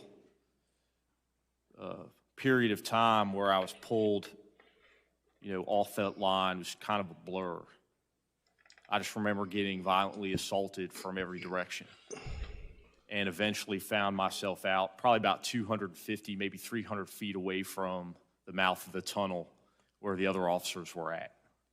And I knew I was up shit creek without a paddle. I was trying to push guys off of me, create some space. All the while, I recognized the fact that there were individuals that were trying to grab a hold of my gun. I remember one of them distinctly lunging at me time and time again, trying to grab my gun. And I heard people in the crowd yelling, "Get his gun, kill him with his own gun," and words to that effect. I thought about using my weapon. I believe that there were individuals in the crowd whose intentions were to kill me. And I came to that conclusion because of the fact that separated from these other officers who were only trying to defend the Capitol, I no longer posed any type of threat, nor was I an impediment to them, going inside of the building. But yet they tortured me. They beat me. I was struck with a taser device at the base of my skull numerous times. And they continued to do so until I yelled out that I have kids. And I said that hoping to appeal to some of those individuals' humanity. And fortunately, a few did step in and intervene on my behalf. They did assist me back towards the mouth of the tunnel entrance, and other officers were then able to rescue me and pull me back inside. But at that point, I was unconscious. And based off the body-worn camera footage, it's believed that I was unconscious for approximately 4 minutes. Thank you, officer, and thanks to each one of you. Our country is lucky, really blessed, that you are as patriotic and brave as you are. I yield back, Mr. Chairman. Gentlelady yields back. Chair recognizes the gentleman from Illinois, Mr. Kinzinger, for however long he chooses. Thank you, Mr. Chairman, and thank you to my colleagues on the committee. Thank you to our witnesses. I never expected today to be quite as emotional for me as it has been. I've talked to a number of you and gotten to know you. Wild. I think it's important to tell you right now, though. You guys may, like, individually feel a little broken. You guys all talk about the effects you have to deal with, and, you know, you talk about the impact of that day. But you guys won. You guys held. You know, democracies are not defined by our bad days. We're defined by how we come back from bad days, how we take accountability for that. And for all the overheated rhetoric surrounding this committee, our mission is very simple. It's to find the truth, and it's to ensure accountability. Like most Americans, I'm frustrated that 6 months after a deadly insurrection breached the United States Capitol for several hours on live television, Right. we still don't know exactly what happened. Why? What the Because fuck? many in my party have treated this as just another partisan fight. It's toxic, and it's a disservice to the officers and their families, Trump to the staff and the definitely employees did on the this shit, Capitol bro. complex, to the American people who deserve the truth, and to those generations Like, he's not before us solely who at went fault, to but war he to definitely- defend self-governance, because self-governance is at stake. And it's why I agreed to serve on this committee. I want to know what happened that day, but more importantly, I want all Americans to be able to trust the work this committee does and get the facts out there free of conspiracy. This cannot continue to be a partisan fight. I'm a Republican, I'm a conservative. But in order to heal from the damage caused that day, we need to call out the facts. It's time to stop the outrage and the conspiracies that fuel the violence and division in this country, and most importantly, we need to reject those that promote it. As a country, it's time to learn from our past mistakes, rebuild stronger so this never happens again, and then we can move onward. And serving on this committee, I'm here to investigate January 6th, not in spite of my membership in the Republican Party, but because of it. Exactly, DC Not to Metal win Curse. a political fight, but to learn the facts and defend our democracy. Here's what we know. Congress was not prepared on January 6th. We weren't prepared because we never imagined that this could happen. An attack by our own people, fostered and encouraged by those granted power through the very system they sought to overturn. That is a lesson. That is not a conspiracy theory or a counter-narrative. We don't blame victims. We go after the criminals. Some have concocted a counter-narrative to discredit this process on the grounds that we didn't launch a similar investigation into the urban riots and looting last summer. Mr. Chairman, I was called on to serve during the summer riots as an Air National Guardsman. I condemn those riots and the destruction of property that resulted. But not once did I ever feel that the future of self-governance was threatened like I did on January 6th. There is a difference between breaking the law and rejecting the rule of law, between a crime, even grave crimes, and a coup. As we begin our work today, I want to call this committee's attention to the oath of office, an oath not to a party, not to an individual, but to the Constitution that represents all Americans. Everyone in elected office knows how hard it can be sometimes to keep that oath, to preserve, protect, and defend the Constitution of the United States in the forefront of our minds, what with the political pressures and re-elections always around the corner. But Mr. Chairman, our witnesses today, like every law enforcement officer across the country, took the same oath we did. And on January 6th, the temptation to compromise their oaths didn't come in the form of a campaign check or a threat from leadership or an all-caps tweet. It came in the form of a violent mob. While we on this dais were whisked away from the danger, heroes like those here stood their post before it and paid the price. And we are only here now because you guys were here then. Therefore, it's altogether fitting that we begin our investigation of January's lawless attack against the Constitution with these four men who made sure that the attack did not succeed, with those who helped to ensure that democracy held. And I think it's important to remember that you are four with stories, but there are hundreds with stories as well that you represent where you sit. Officer Fanone, I know your passion is to make sure that DC Metro gets the credit it's due. And I thank you for I know that you represent the hundreds of officers like Officer Hodges that responded to that call. What I want to ask, does this feel like old history to any of the four of you?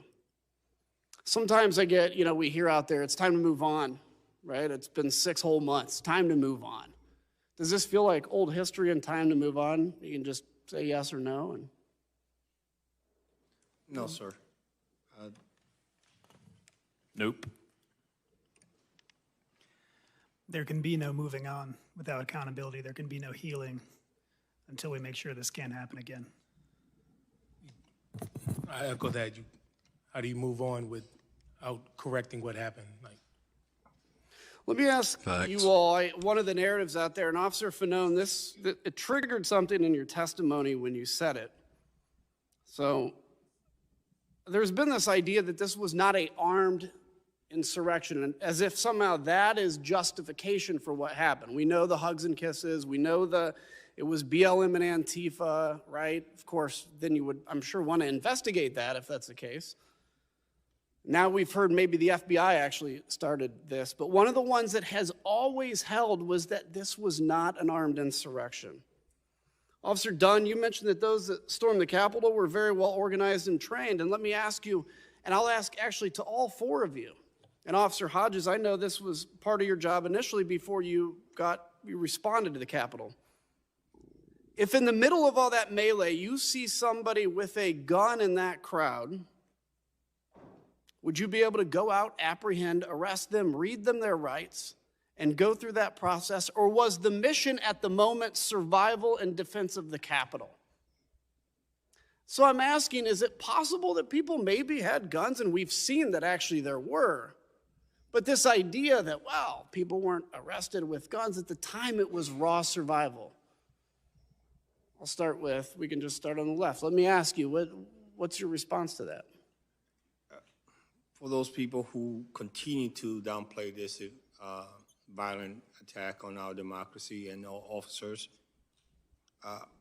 I suggest them to look at the videos and the footage right now, because common things were used as weapons, like a baseball bat, a hockey stick, a rebar, a flagpole, including the American flag. Pepper spray, bear spray, so you name it. You have all these items and things that were thrown at us and attack and used to attack us. Those are weapons. No matter if it is a pen, the way they were using these items, it was to hurt officers. It was to hurt police officers. Their intent was not to say, hey, let me go and find the Republicans or the Democrats in there or the independents. It was every single body that was here in this building, in the Capitol, that their intent was to get them out and hurt them. It would have been a much different outcome had we not stopped them, especially at the lower West Terrace entrance. Even though at that time, we didn't know that that there were other breaches in the Capitol. Our intent was to stop whoever was trying to come in through that door. And those weapons that were used, those were common items. The way they were using it was as weapons.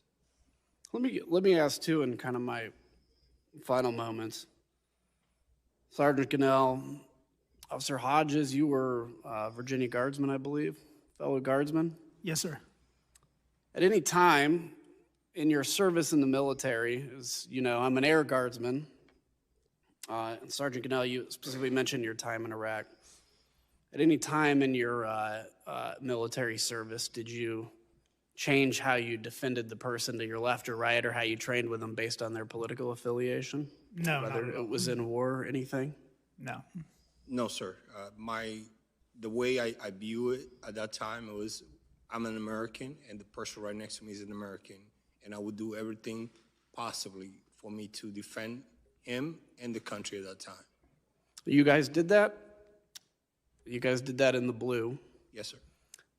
And I want to say that is the mission of this committee.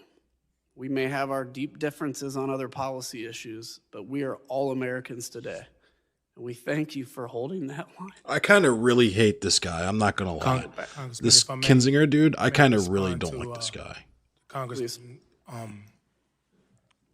when you asked about the armed part, when the officers, assumed officers, showed me their what appeared to be a police badge, I don't know too many police officers, and this is just me being a police officer for 13 years, that carry their badge and don't carry a gun with them. So we look on their hips, you see a print. I didn't see that it was a gun, but a reasonable police officer would believe that that's a gun on their hip.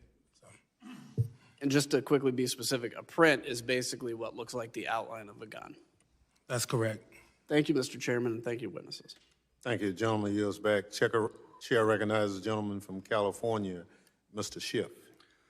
Thank you, Mr. Chairman. I was on the House floor from the beginning of the joint session until the attack and evacuation by the Capitol Police, and I want to thank you. I'm convinced that one of the lives you saved that day might very well have been my own. We are all greatly in your debt. You are all heroes. Sergeant Gannell, Representative Lofgren asked you about your experience, and I won't ask you to repeat that. I would like the public to see from your perspective some video, if you're comfortable with my showing it. Yeah, that's fine. If the clerk could roll the video, please. You're gonna die tonight. What the fuck? You know how to lock them together? Here, like this. Arms through these shields. You know how to put your arm? Do we have a hard platoon guy here? You. Show them how to lock the shields together and hold the shields. We need an avenue of escape, so wait to lock this one in. Go ahead.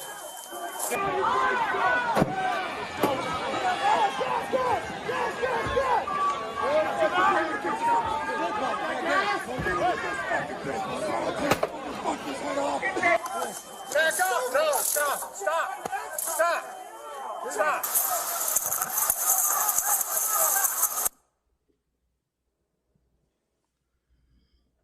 Sergeant, in that video, one of the first things you hear is someone saying you're going to die tonight. You described in your opening statement being crushed by rioters. You could feel yourself losing oxygen, thinking this was how your life was going to end, trampled to death, defending the Capitol. It's hard for any of us to understand what you went through, even though we were there. It's even harder, I think, for people around the country to understand what that was like. Can you tell us what you were thinking when you were losing oxygen and thought that might be the end?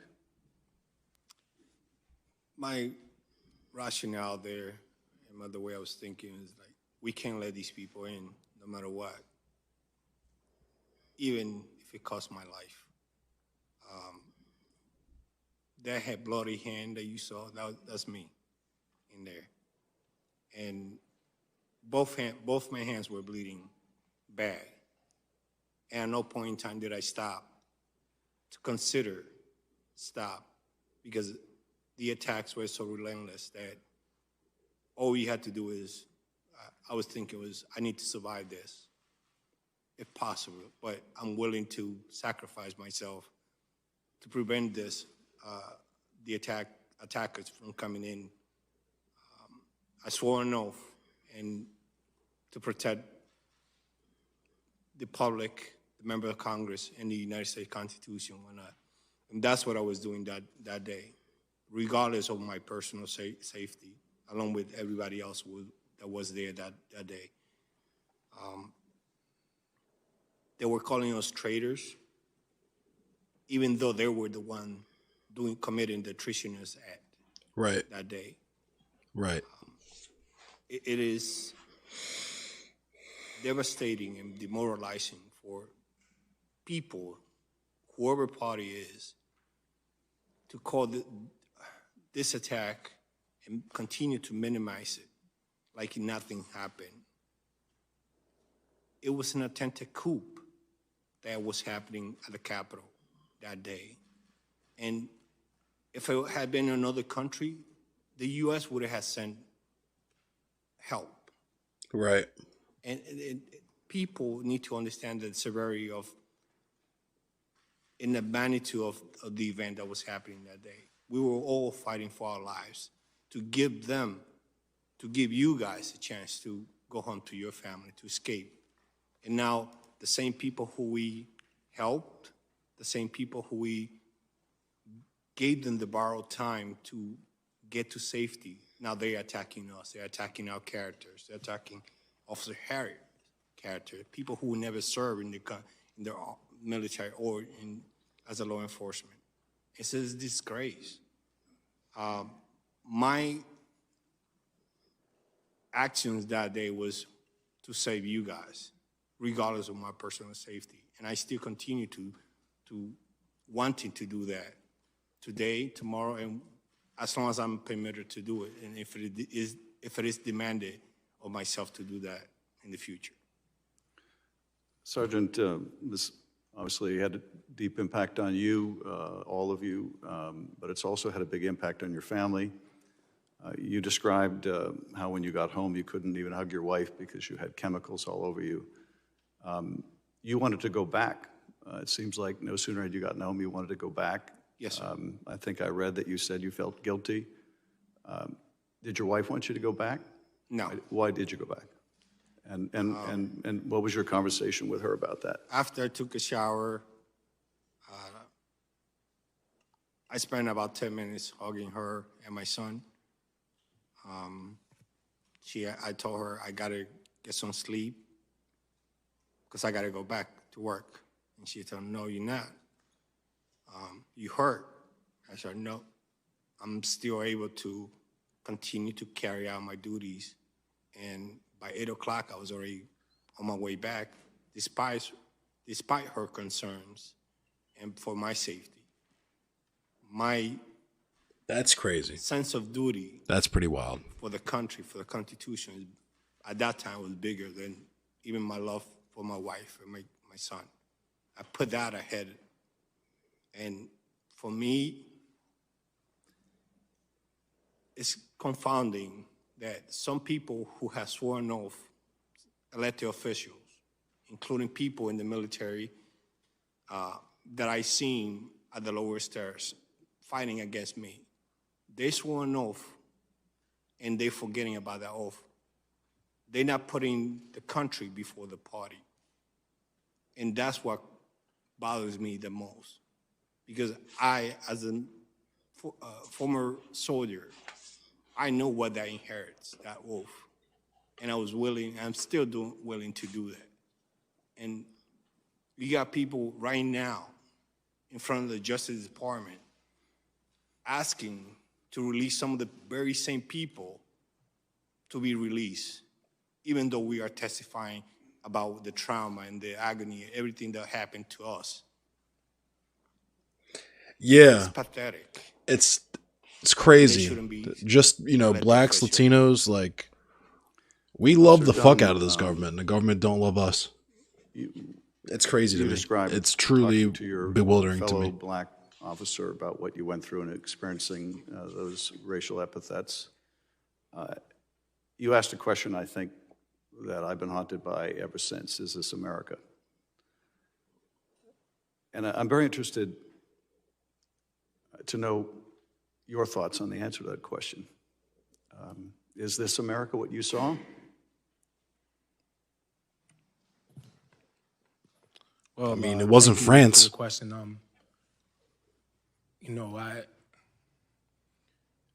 I said this, I've done a few interviews before about what my experiences that day, and I said that it was a war that we fought, and a war is composed of a bunch of different battles.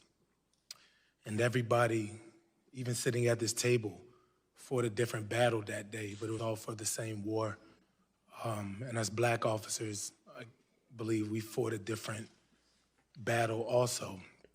And the fact that we had our race attacked, and just because of the way we look, you know. To answer your question, frankly, I guess it is America. It shouldn't be, but I guess that's the way that things are. I don't condone it, I don't like it, but I mean, if you look at our history, of American history, countries existed because they won a war, or colonies and state lines and boundaries exist because of violence and wars. Like, so I guess he's so it sounds close. silly, but I guess it is American, and but it's not the side of America that I like. It's not the side of that any of us here represent. We represent the good side nuts. of America, the people that actually believe in decency and human decency, and we appeal to just the good in people. That's what we want to see, whether we disagree with how they vote on a bill about infrastructure. Everybody wants the right thing, people to do okay. So that's why I'm glad to see this committee composed of Republican members also. So that's encouraging. It's encouraging. So that's the side of America that I say, yes, this is America. This is the side that I like and the side that I acknowledge. So, Officer, thank you. I believe in this country, and I believe in it because of people like you who understand what the flag means and what our Constitution means and risk their lives to defend it. I'd like to think, as Amanda Gorman so eloquently said, that we're not broken, we're just unfinished. Because accidental leftism. We're no longer committed to a peaceful transfer of power after our elections. If our side doesn't win, then God help us. If we deem elections illegitimate merely because they didn't go our way rather than trying to do better the next time, then God help us. And if we're so driven by bigotry and hate that we attack our fellow citizens as traitors, if they're born in another country or they don't look like us,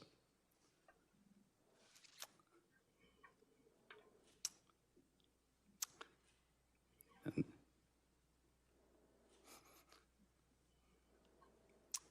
God help us. But I have faith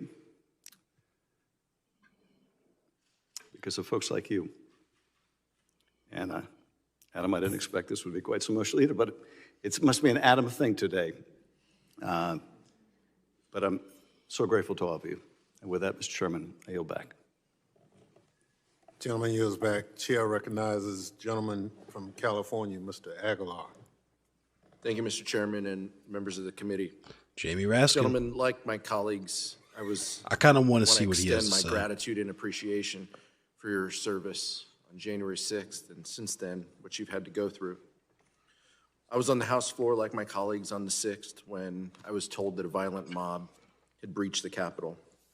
And it's because of your service, it's because of you and your colleagues that we're here today, because you were literally the last line of physical defense, laying your life on the line for democracy.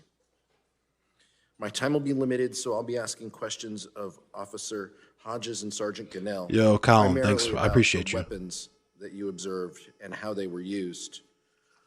Officer Hodges, you were in a unique position because you were down Constitution. You were closer to the White House to start, as you indicated in your testimony. During the morning and the early afternoon on the 6th, what did you hear specifically about guns and explosives that had been discovered by your fellow officers? I was listening on the radio to our gun recovery unit, working the crowd. What we usually try to do is wait for the crowd to disperse before making arrests. That way we don't set off the crowd, set off a riot. So I think they might have identified people of interest that they never got a chance to address, and they were working the crowd to try and confirm reports of firearms on certain people, but it's also difficult to do given the nature of the crowd and how many there were.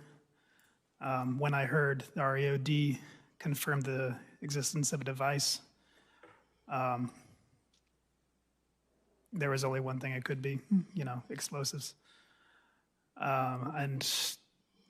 But we in 42 we had our own objective, our own mission, so we couldn't really. We scanned the crowd, but these people, they know how to conceal their weapons. So on a big avenue like Constitution, you can't really. It's difficult to detect the print, or if it's in a backpack, there's really not much you can do. But we continue to scan the crowd and find what we could. But mostly it was up to our other units to make those discoveries. You talked about, in response to Representative Cheney, you talked about the gear that the individuals were wearing. So combined with what you saw visually, with what you had heard on the radio about guns, that all kind of led you to give pause about the next few hours, correct? Absolutely. Once we got to the Capitol and and we were fighting, I was wondering, how many more bombs are there? What's the trigger? Is it going to be a cell phone? Is it on a timer? How many guns are there in this crowd? If we start firing, is that the signal to them to set off the explosives? However many there are in the city, is that the signal for them to break out their firearms and shoot back? That's crazy. So that's the reason. That's pretty wild. Why I didn't shoot anyone, and I imagine why many others didn't, because, like I said before, there were over 9,000 of the terrorists out there with an unknown number of firearms, and a couple hundred of us, maybe. So we could not, if that turned into a firefight, we would have lost. And this was a fight we couldn't afford to lose. I want to play a video, and I'd ask that everyone watching pay attention specifically to the weapons the rioters were using. You can hear someone yell, "Get your machete." You can see officers being attacked with flagpoles, flares, and gas A machete, though. Roll the video.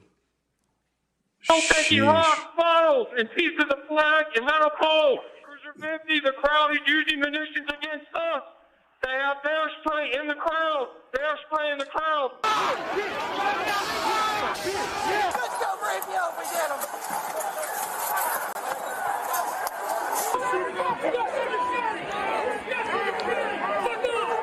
Get your machete. That's wild. That is wild.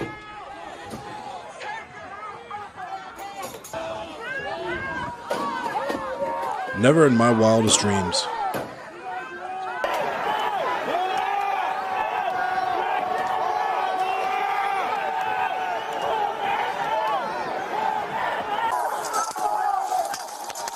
Yeah, Jason Voorhees style.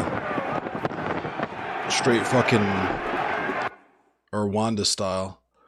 Sergeant Gannell, in the video, we just saw someone throw a large speaker. Was that directed your way? I was further inside. That was afterward, towards the end of before they got clear. When they threw the speaker at me, and I was further inside the tunnel. What types of weapons did you see used against your fellow officers? Police shields, police baton, the hammer, the sledgehammer that you saw on that video. A sledgehammer. Flagpoles. Sheesh. Pepper spray, bear spray, rebards, bats, PVC pipes, copper pipes, rocks, table legs broken down, furniture broken down, the guardrails for the inauguration stage, cones, 4x4, any weapons, any items that they could get their hands on it. That you were further down the corridor, but the speaker was thrown at you, and it hit your foot. Is that correct? Correct, sir. We have a photo. It was thrown my way, and then when it landed, it hit somebody else. Damn, that's gonna get me we have a blamed. photo of your foot here as well that we'd like to show. That is correct. Can you tell me how you're doing. You mentioned in They your, use stitches your and opening steri statement about your strips. continued That's physical crazy. therapy, They fucked his shit up. Related to the foot, can you tell me how you're doing? The foot, I had several conditions that were, one is fusion on number 1 metatarsal, tarsal, metatarsal. Then there was a hammer toe that as a result of the hit. And then the second and third digit also got damage. And in order to fix one, they needed to correct the big toe to stabilize. If not, I would have, later on in the future, I would have had the same problem come. Oh yeah, they were really out there trying to kill people. That shit's crazy. It is very painful.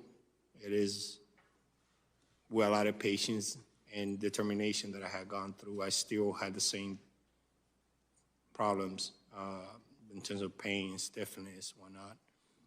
The doctor last week on Tuesday told me that I'm going to need surgery on my shoulder because I have a labrum tear that has not healed even more than 6 months later. Oh.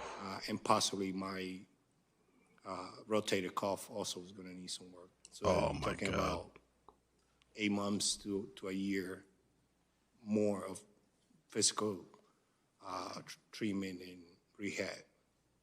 Sergeant, you're an immigrant from the Dominican Republic, a naturalized U.S. citizen, and you mentioned how individuals had zeroed in on your race that day. Yes, sir. Can you tell me how that made you feel? When we were before or right after MPD just arrived with the fluorescent mountain bike unit, they got there. I was at the front line, and apparently they seen, even through my mask, they saw my skin color and said, "You're not even an American." Regardless. That's wild. Whether I was in the military, they don't know that, but they yelling and saying all Yeah, these I things guess to me. what the Hodges was When I saying, they were probably heard just that, I waiting wasn't for the even police to thinking shoot about first. any You know what I racial mean? stuff. I'd be like, okay, you don't know that for a fact, so I'm not even entertaining that. But it's just like Officer Harry done. It takes time for you to process that, and you only realize what was happening after you go back and see it from a different point in time. Because I only saw that recently, but for me, I wasn't even thinking about that. I'm there to stop them regardless. I'm not thinking what they were yelling in terms of my skin color or my race. And I know an American soldier and former soldier and a police officer. I didn't take that into account when I was defending all of you guys. Officer Hodges, you characterized the attack on the Capitol as a white nationalist insurrection. Can you describe what you saw that led you to label the attack that way? The crowd was overwhelmingly white males, usually a little bit older, middle-aged, older, but some younger. I think out of the entire time I was there, I saw just 2 women and 2 Asian males.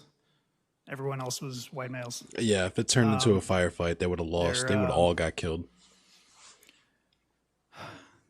They didn't say anything, especially xenophobic to me, but to my black colleagues and anyone who's not white. And some of them would try to recruit me. One of them came up to me and said, "Are you my brother?" There are many known organizations with ties to white supremacy who had a presence there. I know, like 3%ers, Oath Keepers, that kind of thing. And Yep. Everyone I've ever, people who associate with Donald Trump are find more likely to subscribe to that kind of belief system. Yep. I want to thank the four of you for taking the very difficult step of sharing your stories and your recollections of the threats, violence that you endured. No one should have to experience what you went through. And this committee will continue its work to give a complete accounting of what happened, to protect further officers, and to amplify the stories that you've shared today. Thank you so much for being here. Yield back, Mr. Chairman. Thank you. Gentleman yields back. Chair recognizes the gentlelady from Florida, Ms. Murphy, for 5 minutes. When is Jamie Raskin going to Thank you, ask Mr. questions? Chairman, and thank you to the witnesses for your testimony today, for your bravery on January 6th, and for your service to our country. I know all of you endured a great deal on January 6th, and I know we've watched a lot of difficult video in this testimony so far, but I hope it's okay with you if I show a brief video of what Officer Hodges experienced that day. Can you please cue the video?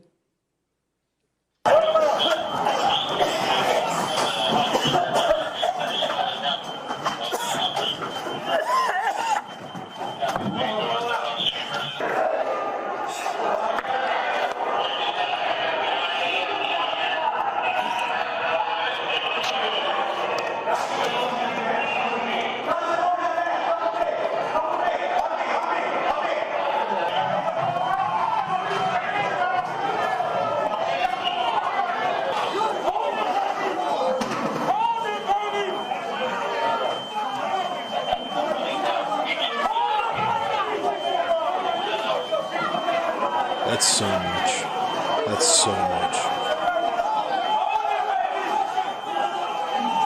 Look, they got, oh my God, they're covered in that shit. That's so crazy.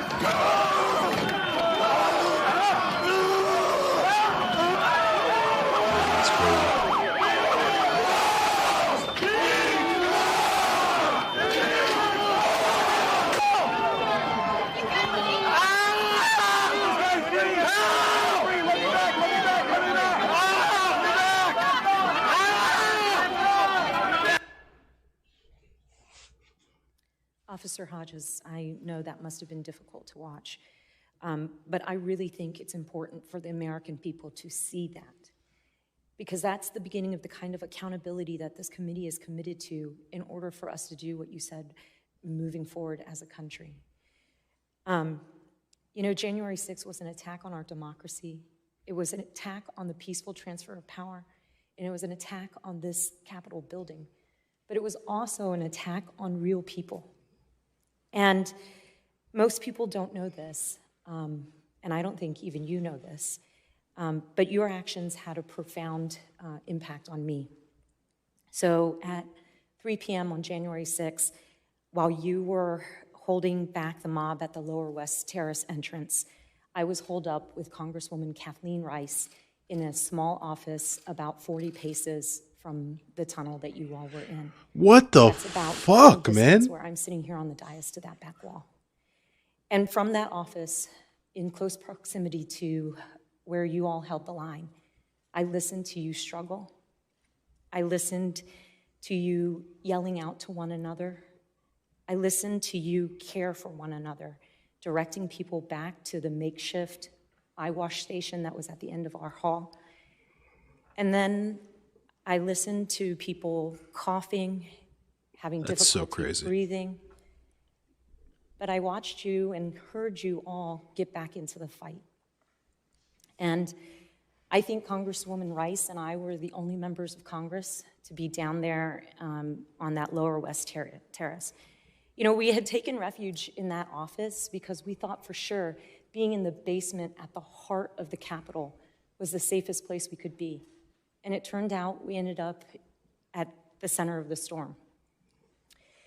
And Officer Fanone, you had said, you know, you were 250 feet off of that tunnel and you felt certain that they were going to kill you. Imagine if they had caught the 2 members of Congress that were just 40 feet from where you all were. And I know Sergeant Gannell and Officer Hodges, you both said that you didn't realize that other parts of the Capitol had been breached, but you really felt like you were the last line of defense. Well, I'm telling you that you were our last line of defense. And during the exact period of time, Officer Hodges, in that video where you were sacrificing your body to hold that door, it gave Congresswoman Rice and I and the Capitol Police officers who had been sent to extract us the freedom of movement on that hallway to escape down the other end of that hallway. And I shudder to think about what would have happened had you not held that line. You know, I have 2 young children. I have a 10-year-old son and a 7-year-old daughter. And they're the light of my life. And the reason I was able to hug them again was because of the courage that you and your fellow officers showed that day. And so just a really heartfelt thank you. I think it's important for everybody, though, to remember that the main reason rioters didn't harm any members of Congress was because they didn't encounter any members of Congress. And they didn't encounter any members of Congress because law enforcement officers did your jobs that day, and you did it well. I think without you, what would have been a terrible and what was a terrible and tragic day would have been even more terrible and more tragic. So just very grateful for all of you. And now I'd like to talk a little bit about that video. You've talked a little bit about it in your opening statement, but can you walk us through what is happening in that scene? My understanding is that is a mix of your body camera as well as video from other vantage points. That's correct. At the beginning, you see me walking into the Capitol. That was after we were driven off of the West Terrace. I think you see me spit on the floor, unfortunately, trying to clear my lungs and mouth of all the CS and OC. You see me preparing my gas mask, donning it, ready to go back out there. And I followed the noise to the tunnel where it was just, you know, wall-to-wall people packed, fighting for with everything they had. It was full of OC and CS gas at the time, and I believe that thickest smoke was from a fire extinguisher. You could see all the residue on the officers who were there. And it's like I said before, you know, they outnumbered us 50-something to 1. So it didn't matter how many we defeated. We just had to hold on. We couldn't let anyone through, and they always had a relative, essentially an infinite number of replacements. They'd say, you know, we need fresh patriots up here, and there would be more. So we just had to hold until someone came to help. And like I said, once I got to the front, I didn't want any more pressure on the officers behind me. So I tried to insert myself to where I could use the door frame, brace myself, and push forward so we could take back more territory. Unfortunately, that backfired. So once we lost ground, I was unable to retreat. I was crushed up against the door frame. And in my most vulnerable moments, the man in front of me took advantage and beat me in the head, ripped off my gas mask, straining my neck, skull, split my lip open, just everything he could. And at that point, I recognized that if I stayed there, then I was gonna, pass out from lack of oxygen or get dragged out into the crowd and end up like Fanone. So I called for help. I tried to make it clear that, my position was untenable. I had to fall back, and thankfully the other officers heard that, were able to get me out of there. And to the back where I recuperated as best I could before I got back out there again. Well, it's clear that you suffered immense pain from the assault. It's clear that you were outnumbered, and yet you just said you got back out there again. Tell me, what's worth all of that pain? What was worth it? What were you fighting for that day? Democracy. You were 40 feet away, 40 yards, whatever. Especially with the razor-thin margins on Democrats and Republicans in the House and Senate, if any single one person was kidnapped or killed, which I have no doubt in my mind is what they intended, that would affect the outcome of legislation and all your duties for years to come. And if that's just one person, what if, more than one person? The difference would be even greater than what should be and will be. And obviously for each other. Your immediate concern is the well-being of your colleagues, the other officers who were there fighting beside me. I think I can speak for everyone when I say we worry about each other more than ourselves. That's just in our nature. It's part of why you become a police officer.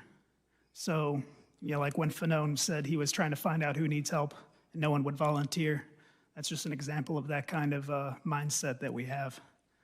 So it was for democracy, it was for the men and women of the House and Senate, it was for each other, and it was for the future of the country. Thank you, Officer Hodges, and thank you all for defending democracy. And I appreciate your testimony, and I appreciate your continued service. With that, I yield back.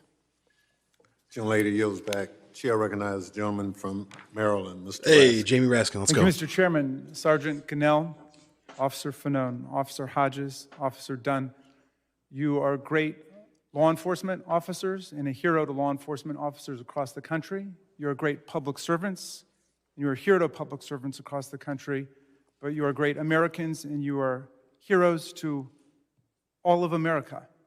And long after you are gone, you will be remembered as heroes to our country, along with your fellow officers. And those who attacked you and those who beat you are fascist traitors to our country and will be remembered forever as fascist traitors. Now, Officer Dunn, I've got to start with you because you're my constituent. And you are the pride of Maryland today because of the way you stood up for the Capitol and for the Congress and for our democracy. But you said something fascinating in your testimony. You said you never seen anybody physically assault a single officer before in your 13 years on the force, much less thousands and thousands of people attacking hundreds of officers. So how did you experience that when it first happened? So with regards to the never seen, sure I've seen videos of officers being attacked and people resisting arrest, but to clarify, it's never been the assaults on the scales that we have seen like that before. I just wanted to clarify that. Can you repeat your question? Well, actually, it leads to my next one, actually. You made a really interesting point. You said you'd seen protests for many, many years. You'd seen even civil disobedience for many years. There's an effort today to portray the events of January 6th like some kind of resurrection of Dr. King's March on Washington in 1963. And I've seen a lot of protests here too. I've seen the March for Our Lives that the young people did about gun violence. I see people marching for DC statehood, arguing for their rights to representation in Congress, and I've seen civil disobedience. But was this like any of those rallies or marches or demonstrations you'd ever seen? And if not, what was different about it? So the marches that the protests that you specifically talked about, I'll go a step further and talk about the ones that had the potential to be not so peaceful. You had the Million Man March rally, the 20th anniversary of it. It was a lot of opposition to that. You had the Klan that came up here. You had people that were pro-guns that wanted to come up here. So all of those had the potential to be very violent and frankly quite deadly, but they did not. This wasn't the first time that, if I can just use this quote, that the MAGA people came up here to the Capitol before. They were in DC before. There were some skirmishes, but it was never the attempt to overthrow democracy. They came up, I think this was maybe their second or third time that they had come up on January 6th. And even then, as belligerent as they were, it didn't account to this violence. So the only difference that I see in that is that they had marching orders, so to say. When people feel emboldened by people in power, they assume that they're right. Like Facts. one of the scariest things about January 6th is that the people that were there, even to this day, think that they were right. They think that they were right. Yep, And they sure do. That makes for a scary recipe for the future of this country. So I think that's why it's very important that you all take this committee seriously and get to the bottom of why this happened, and let's make it never happen again. Thank you. Officer Fanone, I think you've given our committee our marching orders today, which is to hold the line. You held the line, and now we've got to hold the line. So I want to thank you for that. If we show a fraction of the courage and the valor that you all demonstrated on January 6th, then we will hold the line in this committee. But I want to ask you about holding the line. And I want to go back to this question of weapons so we can clear this up, because there are still some people who are saying that the insurrectionists were unarmed.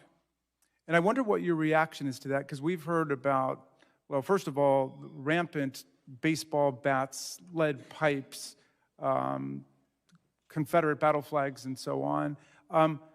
And what about the question of firearms? So what is your reaction generally to this proposition that they weren't armed? First and foremost, I would say that the implements that you just described are most certainly weapons.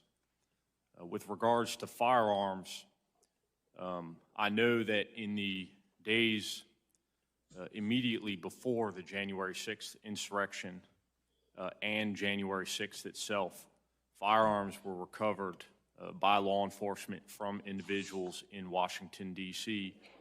Who were believed to have been participants, or at least those who were planning to participate in the January 6th insurrection. And yes, those were firearms, handguns, and such. Forgive me for these questions, but I've got to ask you, apparently in some nether regions of the internet, it's being said that you, Officer Fanone, maybe were mistaken for Antifa, and that's why you were nearly beaten to death that day and carried in the That's crowd. the weirdest. Is there any way you Oh think my you God. were mistaken for Antifa? Well, I was in full uniform. I was, like I said, wearing my uniform shirt adorned with the Metropolitan Police Department's patch. I had my badge on until somebody ripped it off my chest. I do not believe I was mistaken for a member of Antifa. You mentioned in your testimony that there's some people who would prefer that all of this go away, that we not have an investigation. Let's let bygones be bygones. But you seem pretty determined to get the country to focus on this. Why is that so important to you? Well, first and foremost, because of the actions of officers who responded there that day, specifically from my department, but also from the U.S. Capitol Police and some of the surrounding jurisdictions. Downplaying the events of that day is also downplaying those officers' response. And like Sergeant Gunnell said, some of the officers. Part of the healing process from recovering from the traumatic events of that day is having the nation accept the fact that that day happened. Some people are saying that that as public servants, you all should not be speaking out, that cops, firefighters, teachers should just serve the public but should not speak out as citizens. What do you think about that, Officer Fanon? Well, I disagree. I've been outspoken throughout my career, never to this magnitude. As an undercover officer and a narcotics officer, I preferred obscurity in the public eye. However, this event is something that we have not experienced in our lifetimes. Officer Hodges, I read your testimony carefully. I hope every American reads your testimony. But I noted that you referred to terrorists or terrorism 15 different times to describe the people who were assaulting officers, dragging them through the crowd, stealing their weapons, smashing them over the head, gouging eyes, and so on. However, some of our colleagues have been calling the violent insurrectionists not terrorists, but tourists. Yeah, that shit's Why wild. do you call the attackers terrorists, and what do you think about our colleagues who think we should call them tourists? Well, if that's what American tourists are like, I can see why foreign countries don't like American tourists.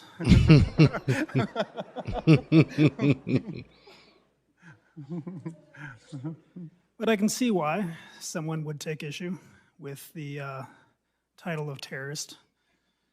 It's gained a lot of notoriety in our vocabulary in the past few decades. And we like to believe that, no, that couldn't happen here. No domestic terrorism, no homegrown threats. But I came prepared. U.S. Code, Title 18, Part 1, Chapter 113, B as in Brown, Section 2331. The term domestic terrorism means activities that involve acts dangerous to human life that are a violation of the criminal laws of the United States or of any state, and B, appear to be intended to intimidate or coerce a civilian population, or to influence the policy of a government by intimidation or coercion. My man did come prepared. To affect the conduct of a government by mass destruction, assassination, or kidnapping, and occur primarily within the territorial jurisdiction of the United States.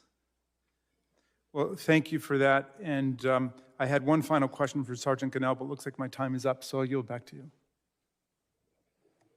Chair will give the gentleman opportunity to ask his Thank question. you for your indulgence, Mr. Chairman.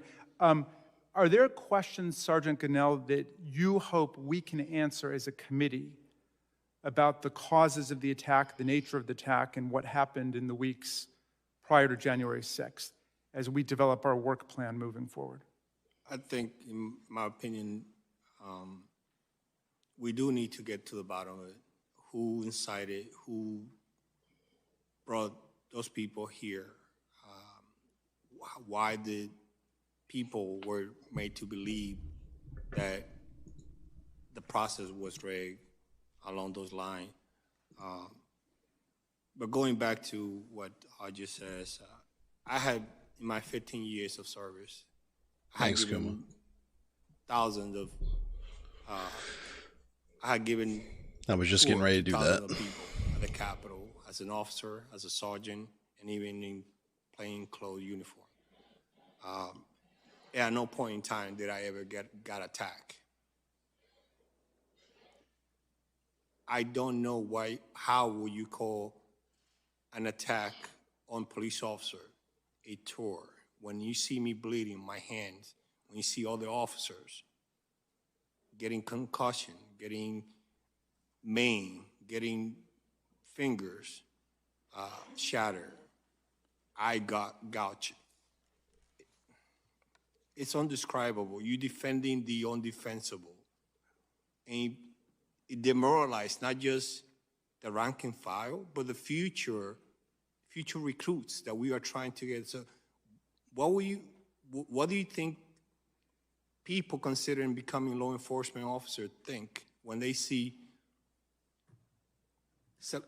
elected leaders downplaying this. You know, why would I risk my life for them when they don't even care? Right. They don't care what happened to the public. They don't care what happened to the officers. All they care is their job, their position.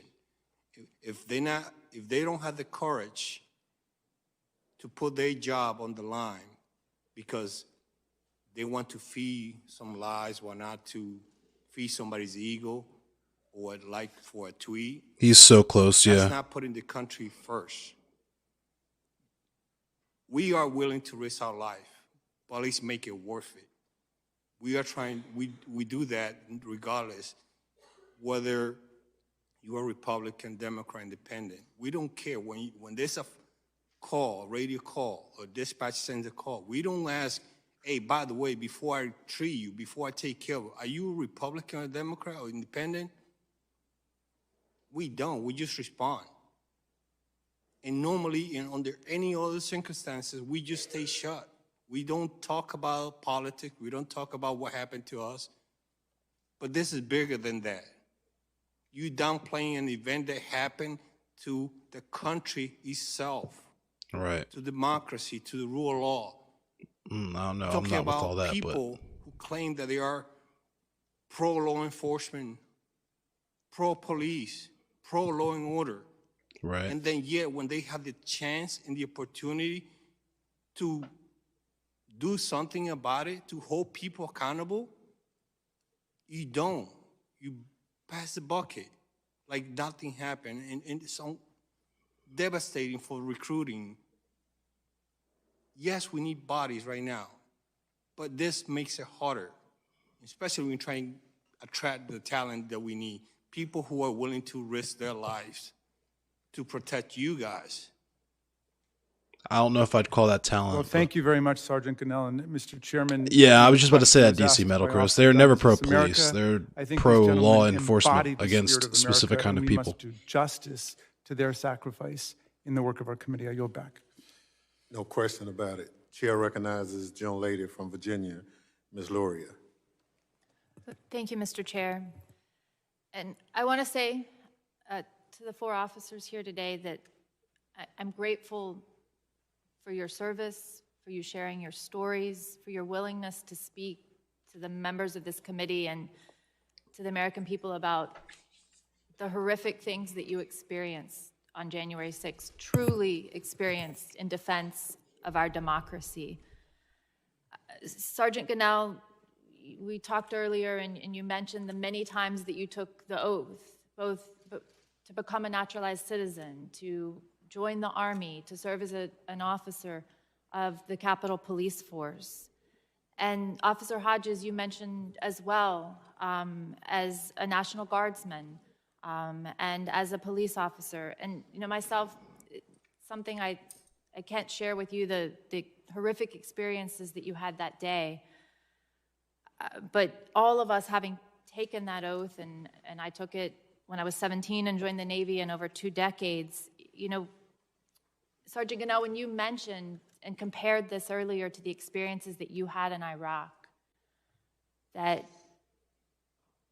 in a war zone, you didn't feel like you felt that day. Can you share that with us in a little more detail, what was going through your head, your thoughts about what you had experienced defending our nation on foreign soil and then being here in the heart of our nation in our capital and being assaulted the way that you were?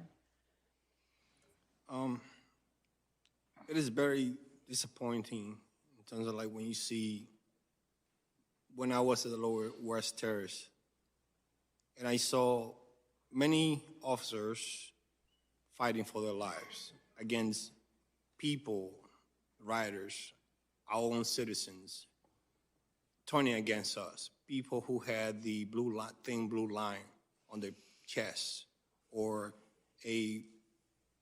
another rider with a Marine hat that says veteran, or any other type of military paraphernalia or whatnot.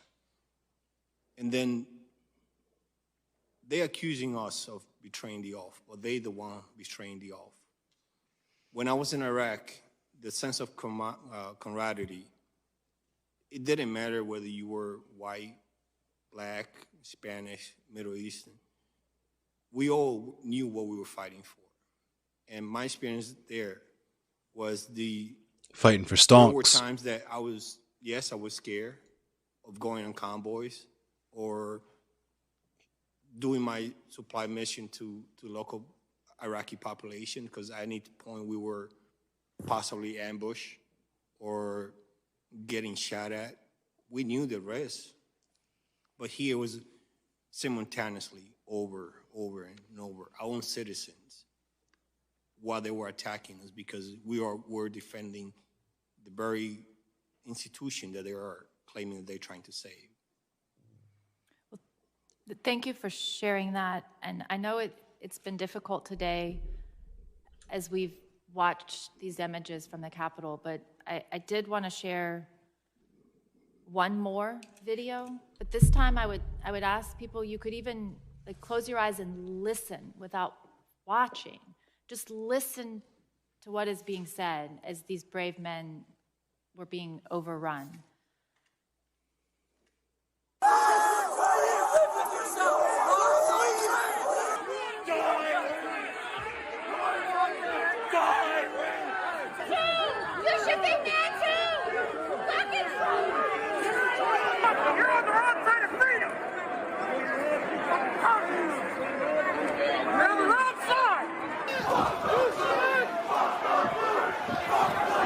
Wow, they had the "fuck the blue" chant going. You can't even call yourself American. You broke your fucking nose today. 1776. Wild. Wild.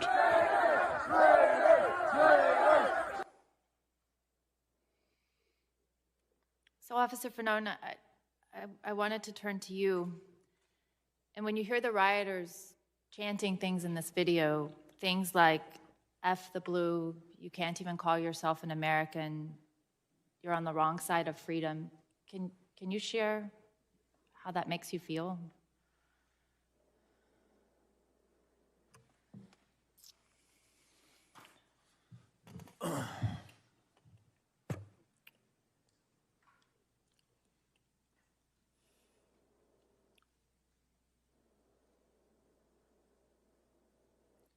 Again, I think when my response that day, and at no point that day did I ever think about the politics of that crowd.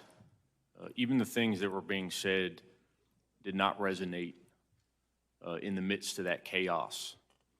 But what did resonate was the fact that thousands of Americans were attacking police officers who were simply there doing their job. And that they were there to disrupt members of Congress who were doing their job.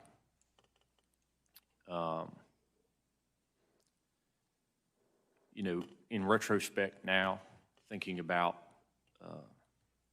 those events, the things that were said, it's disgraceful that members of our government, I believe, were responsible for inciting that behavior and then continue to propagate those statements. Things like, this was 1776, or that police officers who fought risked their lives, and some who gave theirs were redcoats and traitors. To me, those individuals are, representative of the worst that America has to offer.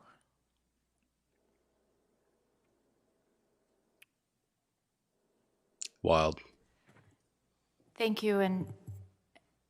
And thinking about the events that happened on January 6th and thinking about what led up to that day, I was reminded of a quote that I frequently heard used from Hemingway that asks, how do these things happen? How do things like this happen? And that quote, it's very short. It just says, gradually and then suddenly. And I think that our founders understood that our republic was very fragile and it would be tested. And it was tested here on January 6th. You know, in 20 years, I don't want to look back on this moment and think that we saw these signs coming gradually, that these were signs that we ignored, that signs that people thought were just isolated incidents. The country's or always signs been of like things this, that we though. thought could never happen. And I don't want to say to my daughter or Sergeant Gunnell to your son or Officer Fanone to your 4 daughters, I don't want any of us to say that this happened gradually and then suddenly. And that some were just too worried about winning the next election to do something about it or too cowardly to seek the truth. So that's the task before this committee. I'm sure that we'll be attacked by cowards, by those in the arena, those only in the stands, and that we'll be attacked by people who are more concerned about their own power than about the good of this country. But my oath, your oath, all of our oaths here today to protect and defend the Constitution against all enemies, foreign and domestic, will be our guiding light for this investigation. And as Officer Dunn said earlier, you said we can never again allow our democracy to be put in peril. So I will say that we will persevere, we will do what is right, and our nation is truly ever grateful to you who held that line. Your actions on January 6th could very well have been what saved our democracy, and we thank you.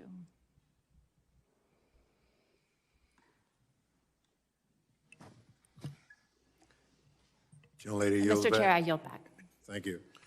The gentleman from Maryland asked a question in terms of what you would expect this committee to do in our body of work. The Sergeant Gunnell responded, but we didn't give the other 3 members an opportunity to kind of tell us, based on the last 202 days of your life, what would you task this committee in its body of work? What would you like to see us do? Officer Fanone, I'll start with you. Oh, yes, sir. So while I understand that there have been investigations into the events of January 6th, my understanding is that those have addressed some of the micro-level concerns, that being the immediate security of the Capitol building itself, also the forced mobilization of officers that day, planning and preparation, and training and equipment concerns. A lot of, the events of January 6th and the days preceding, I guess it's interesting, and from a law enforcement perspective, as a police officer, a lot of these events happen in plain sight. We had violent political rhetoric. We had the organization of a rally whose title was Stop the Steal, and that rally occurred on January 6th, which I don't believe was a coincidence that on January 6th, members of Congress, you here in the room today, were charged with tallying the electoral votes and certifying the election of our president. And in the academy, we learn about time, place, and circumstance in investigating potential crimes and those who may have committed them. And so the time, the place, and the circumstances of that rally, that rhetoric, and those events, to me, leads in the direction of our president and other members not only of Congress and the Senate, but that is what I am looking for, is an investigation into those actions and activities which may have resulted in the events of January 6th, and also whether or not there was collaboration between those members, their staff, and these terrorists.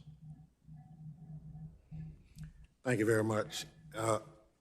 Officer Hodges. I think Fanone hit the nail on the head there. As patrol officers, we can only, deal with the crimes that happen on the streets, the misdemeanors, and occasionally the violent felonies. But you guys are the only ones we've got to deal with crimes that occur above us. I need you guys to address if anyone in power had a role in this, if anyone in power coordinated or aided or abetted or tried to downplay, tried to prevent the investigation of this terrorist attack, because we can't do it. We're not allowed to. And I think the majority of Americans are really looking forward to that as well. Thank you. Officer Dunn. Thank you, Chairman. There's been a sentiment that's going around that says everybody's trying to make January 6th political. Well, it's not a secret that it was political. They literally were there to stop the steal. So when people say it shouldn't be political, it is. It was and it is. There's no getting around that. Telling the truth shouldn't be hard. Fighting on January 6th, that was hard. Showing up January 7th, that was hard. The 8th, the 9th, the 10th, all the way till today, that was hard. When the fence came down, that was hard. We lost a layer of protection that we had, and the fence came down and still nothing has changed. Everything is different, but nothing has changed. Liz Cheney and Adam Kinzinger are being lauded as courageous heroes. And while I agree with that notion, why? Because they told the truth? Why is telling the truth hard? I guess in this America, it is. Us 4 officers, crazy. We would do January 6th all over again. We wouldn't stay home because we knew it was going to happen. We would show up. That's courageous. That's heroic. So what I ask from you all is to get to the bottom of what happened. And that includes, like I echo the sentiments of all of the other officers sitting here. I use an analogy to describe what I want as a hitman. If a hitman is hired and he kills somebody, the hitman goes to jail. But not only does the hitman go to jail, but the person who hired them does. There was an attack carried out on January 6th, and a hitman sent them. I want you to get to the bottom of that. So, thank you. Well, thank you. Very powerful comments, by the way. Chairman Thompson? Yes. If I may add.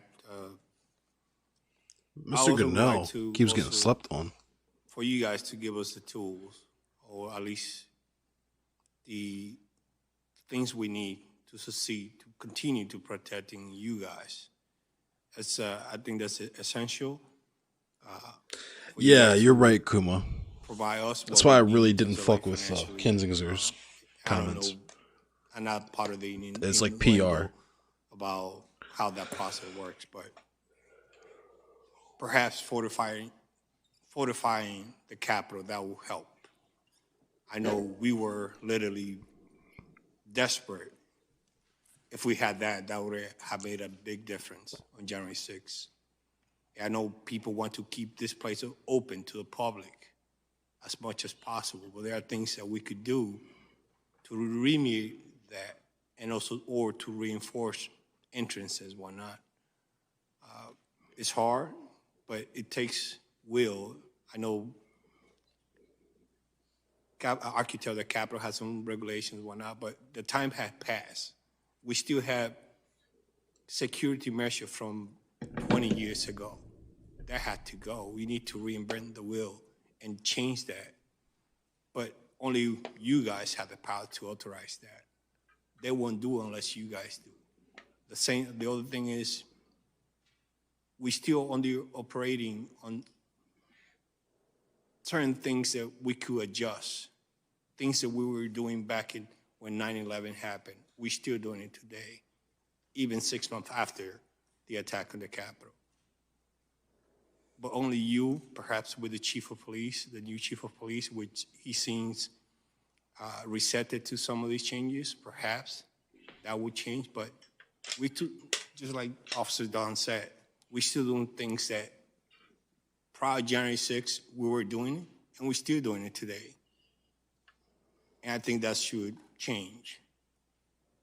Thank you. Well, again, thank all of you for your testimony, and obviously you are real heroes in this situation. What you did in the committee's opinion helped preserve this democracy. The time you gave for reinforcements to finally get to the Capitol made the difference. So for that, we thank you. But you carried out your duties at tremendous risk. Now we on this committee have a duty, however, a far less dangerous one, but an essential one, to get to the bottom of what happened that day. We cannot allow what happened on January 6th to ever happen again. We owe it to the American people. We owe it to you and your colleagues, and we will not fail, I assure you, in that responsibility. Thank you again to our witnesses, as well as our distinguished colleagues. Yeah, it's just hot air. Any closing remarks? PR, yeah, you're right. Without Facts. objections, members will be permitted 10 business days to submit statements for the record, including opening remarks and additional questions for witnesses, to appropriate staff at all meetings of the Select Committee. Without objection, the committee stands adjourned. Wow, that was something. That was really something.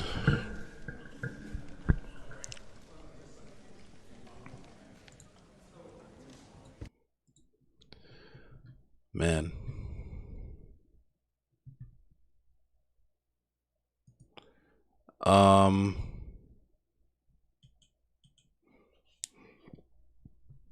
I guess that's it. Yeah, that's all. So, yeah, I really got nothing. That was just, some pretty nutty stuff. Clearly, I'm very tired. What was striking to me, honestly, about a lot of that was the fact that, I mean, I thought about it, but never really ruminated on it too heavily until, until I heard these officers talk about it, was the fact that there was actually firearms in the crowd.